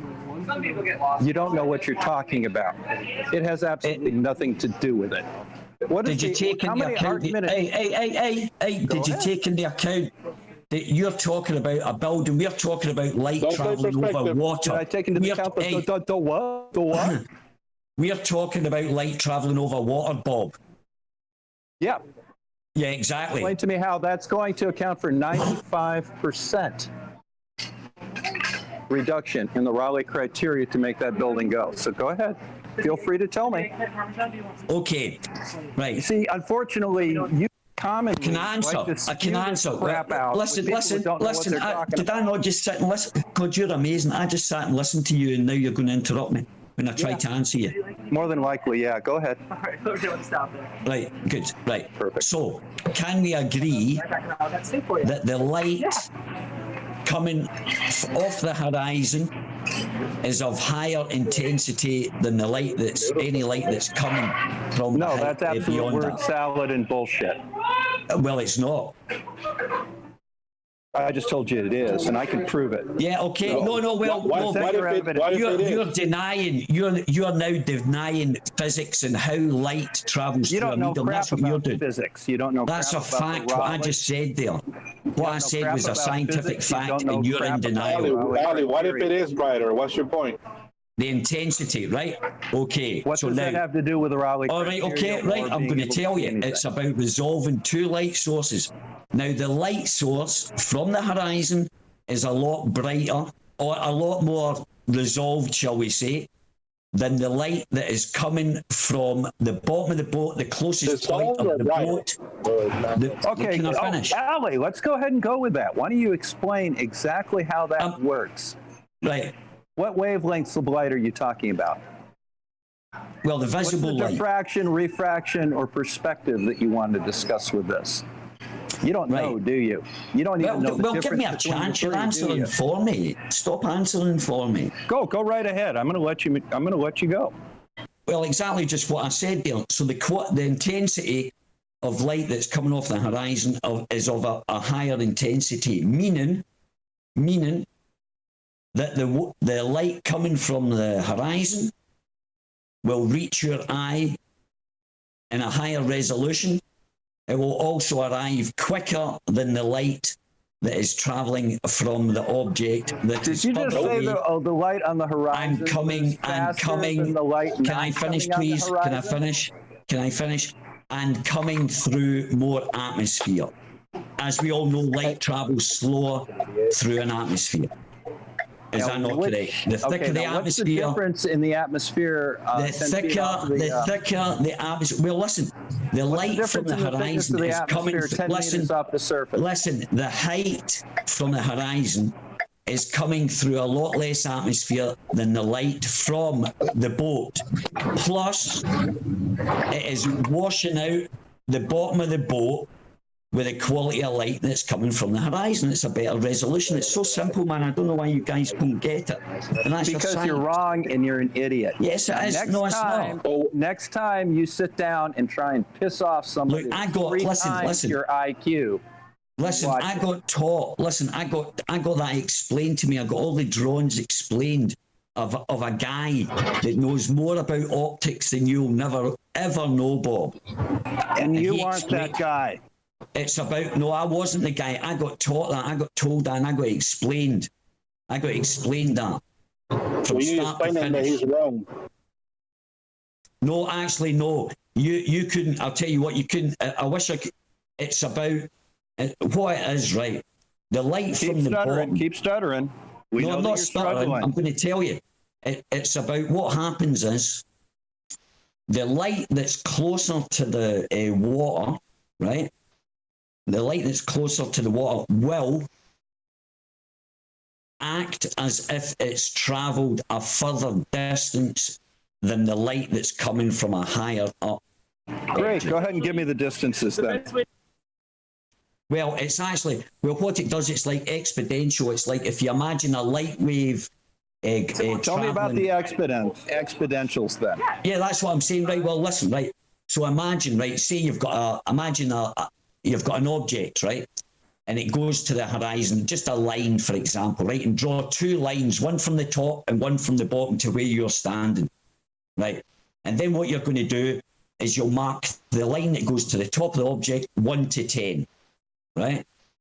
And then what you'll do on the bottom line, instead of the full distance coming only to 1 to 10, it'll be 1 to 20 or 1 to 25, meaning that it seems, because the light is traveling closer to the level of the water, it's as if it's traveling over a further distance. And that's what happens with light when it travels close to water. It's as if it's traveled further than the light, and that's why it washes out, and that's why you get reflection and shit. You are an embarrassment, Ali. No, I'm absolutely You have not. no 100%. idea what you're talking Maybe about. my explanation was wrong there, but it's 100%. It's 100% right what I just said there. How can I it just be didn't wrong? explain it as good as he explained it. But that was it. End of story. Could you show us where on the image it's washed out? How can it's washed out at Brenda? Yeah, you said it's washed I'll out. tell you what, Ali, I just utterly destroyed you, so I'm just going to leave you to the rest of them. Yeah, all right, goodbye. Right, but it's what? How can you see something that's washed out? It's that that there is not a mirage, right? That's not a mirage. That's to do with exactly why I explained there. And Bob seems to think that he knows more about it when he clearly doesn't know Well, how light travels through If it's atmosphere. washed out, He's if not it's got a washed clue. out, if it's washed out, you just see sort of a blank sky behind No, you it, wouldn't. not You the wouldn't ocean. because no, you wouldn't. Why wouldn't you? No, you wouldn't, because you're seeing the horizon. That horizon line is well defined. That is the best quality of light, especially from the bottom. Is exactly what I said. The bottom. But the where's light the coming rest from of the that- boat? The light that it's Yeah, the that's a light. good point. It's there. It's there, but you can't see it because of the horizon. Because the light from the it's both horizon. sitting- Is it behind the horizon? Yeah, is the boat sitting on the water or isn't it? I mean, if it's not sitting, if it's sitting on the water, why are the towers, the crane towers, so low? Right, okay. We know the horizon kind of comes up to eye level, right? No, No, our it brain- doesn't. No, we don't what know our that. brain, listen. That's wrong, Ali. The horizon excuse is me. never at eye level. I said just below eye level. Clean your ears out, you mug. Right? I said just below eye level. So anyway, we know that comes up just below. Mog? Hey, listen. Did you say Mog? Watch your mouth when you speak to a lady. I said mug. Mug. Yeah. Maug, I don't know what Bob, Maug is. Bob, stop white knighting. It's so disingenuous, my friend. So don't let him You're get so shallow. distracted. Right, so anyway, back to the point, Brenda. Right, so what I was saying is, right, this is what's happening. So what happens is, your eye or your brain is going to resolve the strongest, the best quality of light, and that happens to be from the horizon. So therefore, it can't resolve the light that's coming from the boat. It will resolve the light from the horizon. Therefore, ramping up the horizon. up to Yeah, eye my level. eye has amazing properties of selectively resolving only the best quality Well, of if it light. doesn't get the light, Brenda, this is that. This is all about. If it doesn't get the light, how can it see it? It's going to resolve the highest So quality. You realize she's mocking you, So right? It's so I've got a obvious. question. You know she's mocking I've you, got a right? question. I've got a question, Ali. So you said that the light, in your perception or in your explanation, the light travels slower the closer to the ocean, correct? In atmosphere. No, what it Yeah. does, it So seems, I just really quick question. Wait a minute. let me explain it. It seems to have travelled further. That's it. That's the proper. That's what happens to it. So eventually, put it this way, right? Best way to explain it: the light source, right? The line in the ground, the light source from the top of an object, especially over water, the light source from the top of the object is travelling at your eye in a better resolution than the light that's coming from the bottom. And it's as if the light from the bottom has travelled further than the light from the top. Let's just take the word resolution out of it because I'm not sure what you mean there. Do you mean the actual cone perceptors for the RGB cones Where you in can the sensory define, inputs? where you can define, it's where you can actually define visually. So it's about definition. What is the resolution of the human eye, Ali? No, wait a minute, What is Bob. the resolution of the human eye, Ali? What the hell's that? Listen to Bob, man. He's like a rambling old fool, isn't he? So when you say resolution, I presume you're on about synthetic optics like a CMOS sensor or a CCD sensor or something like that. So it's actually got a pixel resolution to it. And what you're saying is the light coming in cannot illuminate the actual photon receptors with the RGB filters over them on, because a sensor has a finite amount of photoreceptors on it that get excited by the light, and a CMOS sensor has multiple filters over those to discern between red, green, and blue values. And what you're saying is when the light hits some of these, when it's come from the bottom of that ship, they're just not reaching that sensor. That's what you're saying, correct? Because they seemingly have traveled so far that they've died out. Is that what you're saying? Not so far, and they've died out. Light die out. It can actually, but I don't know. Through atmosphere, it can. Wait a minute. Right, so I'll give you an example. Right, so for an example, it's pitch black, right? And I set a 1,000 watt lamp shining straight at me 100 meters away, right? And then I get another lamp and I take that 200 meters away, and I just do it, right? I just set it above. Yeah, doing that. Right, so I just set it above, so I can actually see the two when they're switched off, right? So I can actually see the two. I'll switch the two off. Which one will I see? Which one will I be able to resolve the best? It would depend on the angular size of them and the intensities of the light. So It's the same quality. It's the same. They've got the same power of light illumination, right? They've got the same power of illumination, right? So it's 1,000 watt at 100 meters, and another one 1,000 watt. Whereas when you're standing, you can see the two of them. You can see the one behind stacked up on top. Yeah, but this example, let me bring your example to the picture. No, wait a minute. Listen, no, please, Dean, because let me finish. Go for it. So, which one? I switch the two on. Which one will I be able to resolve better? The bottom or the one that's closest, or the one further away? Closest. Right, there you go. That's the best example. Okay, That's the best example. so now I'm going to turn the bottom one is acting as the horizon, and the other one is acting as the boat. Right, so now I'm going to take that example and associate it with the image that you've just seen. So let's turn the flashlight to just an illuminated surface. So it's not giving out lots of light, but we can see the surface because it's illuminated. And let's not have another object in there. Let's just try and figure out a way whereby half this object can be hidden. So it's not, because there's no differential distance in between the top of the boat and the bottom. Dean, I've just explained. With two distances. Yeah. And with glare too. I mean, with glare. Are the towers 1,000 feet away? Ellie, are I've the towers explained 1,000 feet away from the the hull? Raleigh criteria involves 2 light sources, and you have the 2 light Are the sources. towers I 1,000 can't feet explain behind it. the I can't hull? explain it any easier than what I can't. And you Well, you haven't rambling on. explained anything. You're a Well, clown. actually, I did, and Dean understood what I meant because he's going to do an exact example because he's changing it. So he understood what I meant and he agreed. So that's I can't explain it any better. Yeah, That's all I I can just do. no, I agree. I get that other I can't- example. I can't. That's it. That's it. I've explained how I see it as, and that's it. And you can tell me I'm a fool, an idiot, a dumbass, a retard. No, I just want to ask Doesn't you really a question. matter. No, I just want to ask you a question. So, if we take, so there is such a thing as diffraction, which we won't bring into it because in this case it will be so minimal, and also it would be optically visible in terms of the separating wavelengths of RG and B. You actually get this on lower quality lenses, and you call it chromatic aberration, but that's what would happen with diffraction very close to a surface if it was to do anything with the light. Now, in a thought experiment then, Ali, if the bottom part of my sensor or my lens, let's say, I could draw a straight line, would I, in your perception, would I be able to draw a straight line, a piece of string that is perfectly straight all the way to the bottom of that hull? Would that actually work, or would it intersect the ocean?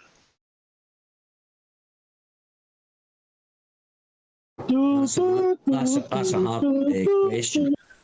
So yeah, so because that is a hard question because I'll tell you why. Because the photograph says no. Yeah, but obviously in your reality it has to be yes, correct? Because but the photograph says no. Right. So now what we have to do is we have to work out, well, if we take the premise that I could draw or have this fishing wire and have a straight line all the way to the bottom of that hole that's just above the water line, it could even be 3 meters up and would still on the picture be intersecting water. But if that line is not going to intersect water, and we shoved a ping pong ball on this line, and we sent this ping pong ball all the way down away from us. Obviously, its angular size would change, and it would probably be hard to determine. But at some point, that water is going to come in front of this ping pong ball in these mixed realities that we're talking about. The problem that I've got with this is what is happening there at the point that it does that, and how is that happening? Because what we're saying is a light photon at a certain length cannot leave that ball and get to the center anymore, and I find that a bit fascinating. I'd like to know light why is a fascinating. Light is a fascinating subject. You should look into it. No, I have, and I still am. Yes. Well, exactly, and that's what I'm saying. But you can't deny what I said. That example I gave you, I do know what the Rayleigh criteria is. I know it. I've thought about it. I've argued with myself about it. But the thing is, right, that is totally different from other effects, because other reflects, it looks as if boats are floating in its light, and it doesn't make sense because you see a reflection of the boat in the water, right? So that would mean if it was curved, right? If it was curved, that the boat and the reflection would have to come round, the light would have to come round the corner, or you would have to believe that the light that's travelling around and appears on the horizon with the boat is reflecting its image into the water in front of it. So it's like things like that. You understand what I'm saying there? Yeah, no, I get that, and that's why it's weird. That's why I'm going to say, these photographs and stuff like that. It's proof of nothing, man. Yeah, but I mean, the photograph that we've just seen, there's very little optic refraction there. The issue, don't get me wrong, refraction is a very real thing, and I'm not. It's not refraction. Refraction's not. I'm not counting that as. The same as Raleigh criteria. I know it's the same. No, but you said you create a mirror image and it looks like it's reflecting down. That's refraction, because that's the thing that I was showing you. That's what I've modeled. That's what I can render. That's what I can predict. That's what I can show absolutely works, and that's what I can even calculate on a curved surface. I can show you. I can actually lift an object from a curved surface up using refraction. optically, and that's pretty stunning to me. And I did it in that example there, and I'm going to build that example up so that I can play with all these inputs. I can bend a stick. I can put a stick in water and bend it. Yeah, but do you know one thing that I can't do? That's as good as your trick. But wait a minute. This one, no, it is practical. Practical experiments are way better than the shit that I can do. Carlos is the king of practical experiments, and he outshines me by an order of magnitude. But yeah, no, especially when he uses his children as instruments, Carlos. I can't fault that. That's amazing. Come on now. But no, Ali, what we're saying is the one thing that I can't do, even though I can simulate all these things, and even though I know how light approximately works as a waveform, the one thing that I couldn't do is ever pull up an object to occlude another. Now, we have something obviously called parallax, and parallax is parallax is quite simply objects in front of other objects moving, based on perspective and movement. You can tell that things move at different speeds. Now, you can also discern that from focal points, things like that. You can tell that when you've got a focus point on a subject, that something behind it is not going, it's going to be out of focus slightly. As well as things, in front would be out of focus of that focal point. So the one thing that I can never do in any of my experiments is I cannot recreate on a flat surface what we've seen in those images, because what it would require me to bend the light in front of that boat to such a degree as to appear to the lens that it's raised the ocean up. And I can't find any anomaly that could ever do that, and I couldn't even think of a way to write a shader to do it either. But I've told you. Well, that's what I'm saying. I told you about that with the two torches. That's how it works. But the Riley criteria, and you're not seeing it. The Riley criteria is about the angular difference. Yes, I know it is. Between the two light sources until you can resolve those two, you can't resolve the two light sources anymore. Yeah. So an example. Yeah. So an example is. So, Dean. So you admit I do know what it is, right? I absolutely think that you described it there to a basic degree, but I think you're applying it wrong. And let me explain why first before you shout at me. Okay. No, I'm not going to shout. So imagine. Not yet, anyway. Yeah. Give me time. No. So imagine we've got that image, and it's 1,000 pixels by 1,000 pixels. Now imagine we've got something off in the distance that's 100 pixels high by 20 pixels across. And we've got two of these objects, and they move close together to be within a half a pixel gap. The problem there is how the sensor actually reacts to that light. We will start getting blending there based on just the resolution of the sensor that they're coming together. There's also the possibility that if we shrink them down and then move them closer together, they'll actually just merge and become one. Now, I absolutely get that. But in each of those circumstances, I'm taking two physical objects that are a similar size and moving them to within proximity, and then saying they're far enough away that the pixels that should divide them don't exist and they start coming together. Now, in a resolution sense, that is what you mean. But I don't see that happening in the photo that we looked at. I don't see the ocean as an object that just came into proximity of the vessel. I see one surface that happens to be the ocean that runs all the way up the side of the vessel, just like it would be the same if we could freeze that moment in time and turn the ocean to mud and turn the vessel to mud. I still would not see, even though they all one object, the bottom part of that mud vessel.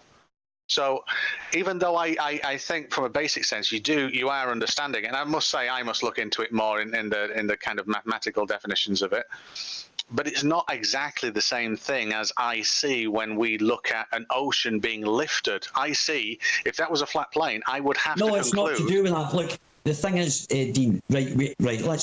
We have to agree, right, that.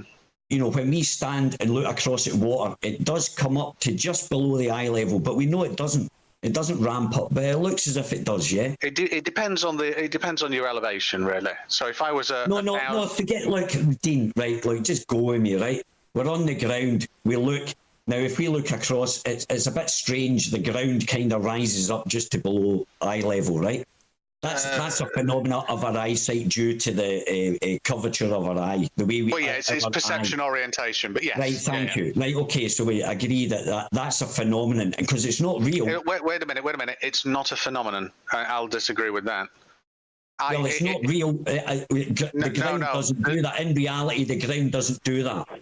No, there's right, okay. Your perception makes you think that's what's happening. You are actually looking down at 0.003 degrees or something. So yeah, but that's still not enough. That's still not enough to account for how it should look, how you would expect it to look. It still doesn't look as if it should be up at 0.00 degrees below eye level, because it comes up because of the shape of our eyes. That's the way our eyes collects light. That's why we see things. Well, that isn't actually how our eyes collect light or anything to do with the horizon. It's the shape of the lens. Of course, as the lens has got everything, it's got to pass through the lens of our eye first before it even thinks about. Yeah, but Alex, we've got a sticking point here, because what your lens sees and the cells that ignite on the back of your eye, the cones for the RG and B light, is not what you think you see when you perceive that in your brain. The two are completely separate. There's hardly anything there other than your brain takes the input and assembles this image. And the way I can demonstrate that is people for years have so how would we see if we had flat lenses then? We would see no different to what we do now. Our brain constructs the image that we see. Put it this way, Alan. Well, how can you prove that? Well, okay, that's a thing you can't prove. That was I suppose it was a stupid question from me, because that was just a rather not a good answer you gave, but it doesn't matter anyway. Let's move on. Right, but I mean, like Carlos says, it's a camera that we're thinking about now anyway, so we can actually evaluate this image. Which is sort of mimicking the shape of our eye, right? It just mimics a spherical object. Right, okay, it doesn't then. Right, see what I mean? You can't even say yes, because it collects light. There's a process on the back. It works near enough the same. A camera's just mimicking an eye only. I don't know about you, but I don't have. And now you're going to go into the technicalities of. No, I don't. And stuff. Yeah, it's the same I got a thing. field observation in here. Got some sunlight under the clouds over here. So I have to share this real quick. This is pretty cool. Do you see that? Yeah, that is nice. Sorry, guys. Carry on. I have to share that. Whereabouts are you, sir? Where are you? I'm in Alabama. No, wicked, man. That looks a wild cloud formation you've got there, by the way. That's huge. Isn't that crazy? Look at that. It's just that is indeed, man. Look at that. I mean, it's amazing. I was like, I got to stop it. Yeah. Well, hey, look at the sunlight under those clouds right there, though. Yeah, it's just reflected light off the ground. Don't worry about it. Sure, the ground is there reflected, but anyway. No, he can. That's brilliant, man. Nice. Thanks for sharing. That's awesome. Look at that, man. All right. Anyway, carry on, guys. I just wanted to share real quick. Yeah, I think we're going to have a sticking point here, Ali, and I don't want to get into a shouting match, but my understanding of optics and light waves are very different to yours, obviously. And well, maybe you should read up a bit more, and then you'll be up to my level then. No problem. I shall endeavour to try that. Thank you. No problems, Dean. We will come to an understanding. We'll come to an agreement. I can't believe that you couldn't even, on principle, on the smallest of principle, it wasn't even a gotcha. You know, the lens of a camera does mimic the eye, kind of. You got what I meant by that. It was the problem is, right? I'll admit it was simplified, right? Okay.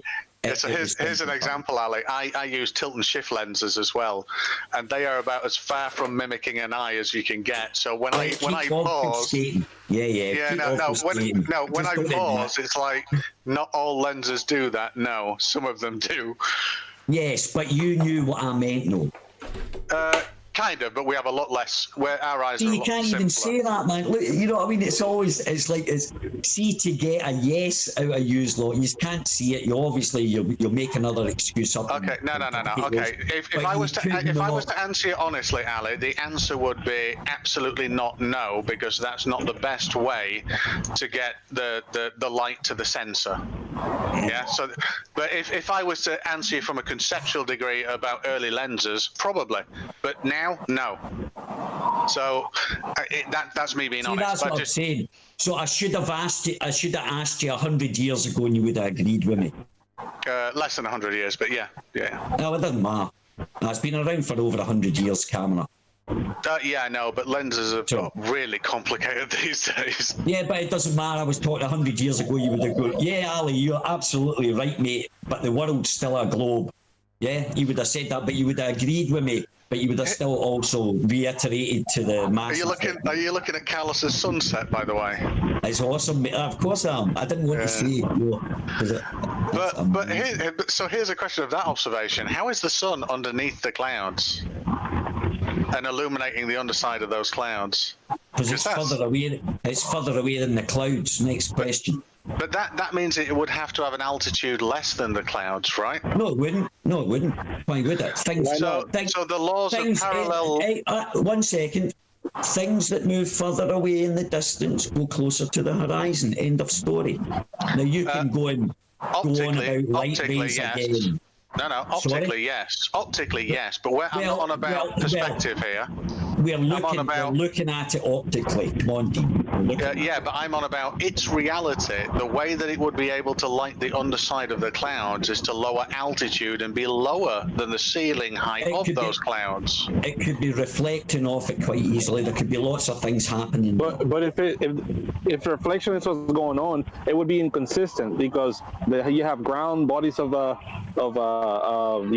trees, pastures, some lakes. So you have very inconsistent. Yeah, you've got water there. Right. Yeah, but it would be inconsistent. Exactly. No. Here's the thing. If we had patches of water, then the so-called reflections wouldn't be as consistent as they are. But you have some streams of light brighter under some clouds compared to other ones, but it's consistent. And that's lights. Lights and clouds are fascinating. Nature's a fascinating thing. No. You're appreciate it. It's good to see. Yeah, that's all right. Yeah, it's really nice nature. I'll just let you guys admire the highway. Oh, and I'll go back to the sunset, man. That was beautiful. That doesn't look like a lot of traffic there, Carlos. I always imagined the roads to be really packed over there. That's because of perspective. Oh, look, I see curvature with that fence. Look, the fence is curving. You can see the fence. That car's got curvature. What are you on about? Everything's got curvature. Carlos has debunked the flat earth with his curving fence. That road curves down and up. What more do you want? Yeah. I think Carlos should get the 5,000. Hey, what about Rory? What's this about Rory? I heard that Rumpus is after some $5,000. There we go. What did Rory actually say about perspective? Did he say something? Yeah, he did. He made a bit of a gaffe, but I think that he's a bit of a disappear. He made a mistake. He came in. Nice. He came into the community all guns blazing, and he kind of said something stupid. Even ball earthers have said he shouldn't have really said that. I think he got a bit carried away. I don't know how you describe Rory as guns blazing. Well, I don't know how you. No, all right. He had high expectations.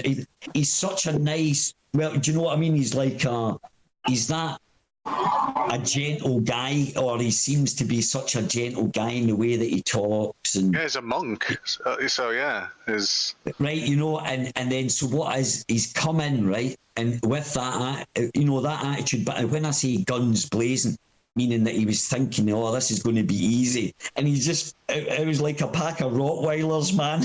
It just attacked him, and I don't think he was prepared for. I don't think he realised what he was getting into.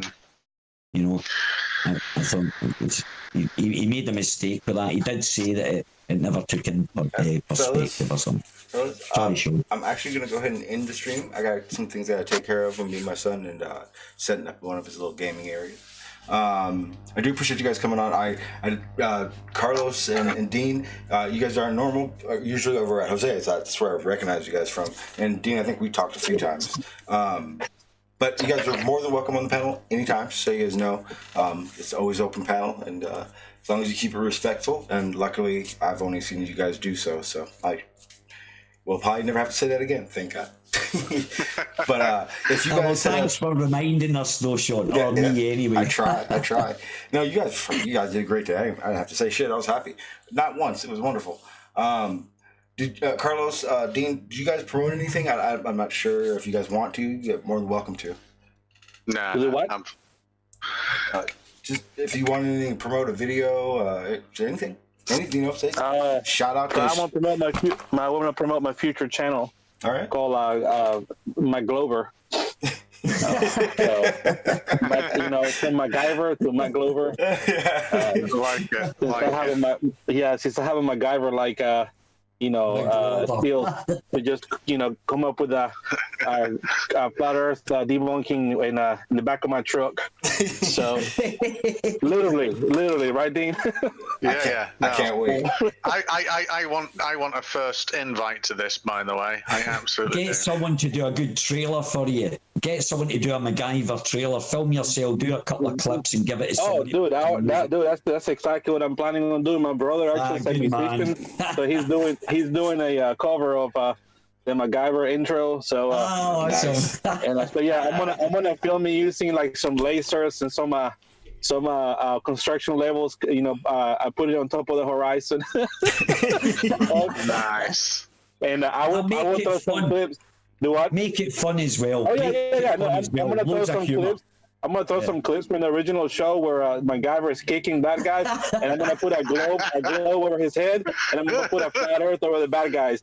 So it's gonna be fun. Right. I think that'll get taken. I'll look forward to that. I don't mind a bit of humour, as long as it's I'm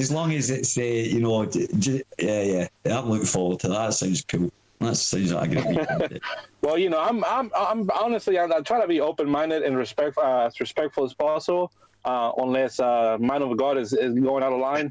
But yeah, so it's going to be pretty nice. So. Is this hangout going to continue running then? Yes. You guys can. Yeah, because Ali, I'm drawing something, and I want you to have a look at this. I'm drawing. You're determined to convince me there. No. He's not determined to convince me. He's determined to prove you wrong. That's all. I'm gonna go ahead and. I'm not even determined to do that. I actually just want to figure out how you're thinking what you think when I'm going to explain to you my reality and how I think. All right. So, guys, I appreciate you guys being here. I didn't go over as much as I wanted to with the whole Riley thing, but then again, when I really look at it, it really is far-fetched that they gave me the answers they did. And hopefully, even at some point in the past few days, they've decided to maybe change their answers. That channel still stands. I'm waiting for the Flat Earther to explain it. It will always be the criteria in which I now will ask, are you here for truth, or are you here hoping your narrative works? It's going to be a new thing. I'm kind of done with the giving all that leeway to shift around, having to say yes or no. It's at this point we need yes or no, and we need people to realize what's real and what's not real, what's being pushed to you and not. If you are someone who watches a live stream or any content creator or uploads, and you take that information, then whoever put that information out there better damn well be open to being wrong, open to fixing that openly and publicly, because it is a public forum and you are telling people things. And even most important, a narrative is bullshit. Anybody wants a narrative, go watch a fucking movie. There's a script there.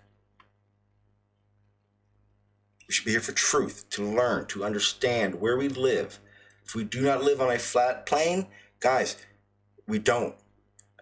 I'm sure each and every one of you guys have said it. I said it when I was a flat earther. If it's a globe, then guess what? I guess it'll be a globe. Well, guess what? I understand now. It's a globe, guys. It's a globe. The evidence, all the observations and data that's collected works. It all works. Even the phenomenons that happen, like the mirages, they all work in the situations we know. So any flat earther out there who is looking for truth, I suggest you guys go to the Jose stream he had this morning and look how Mind of God acted, and do not do that.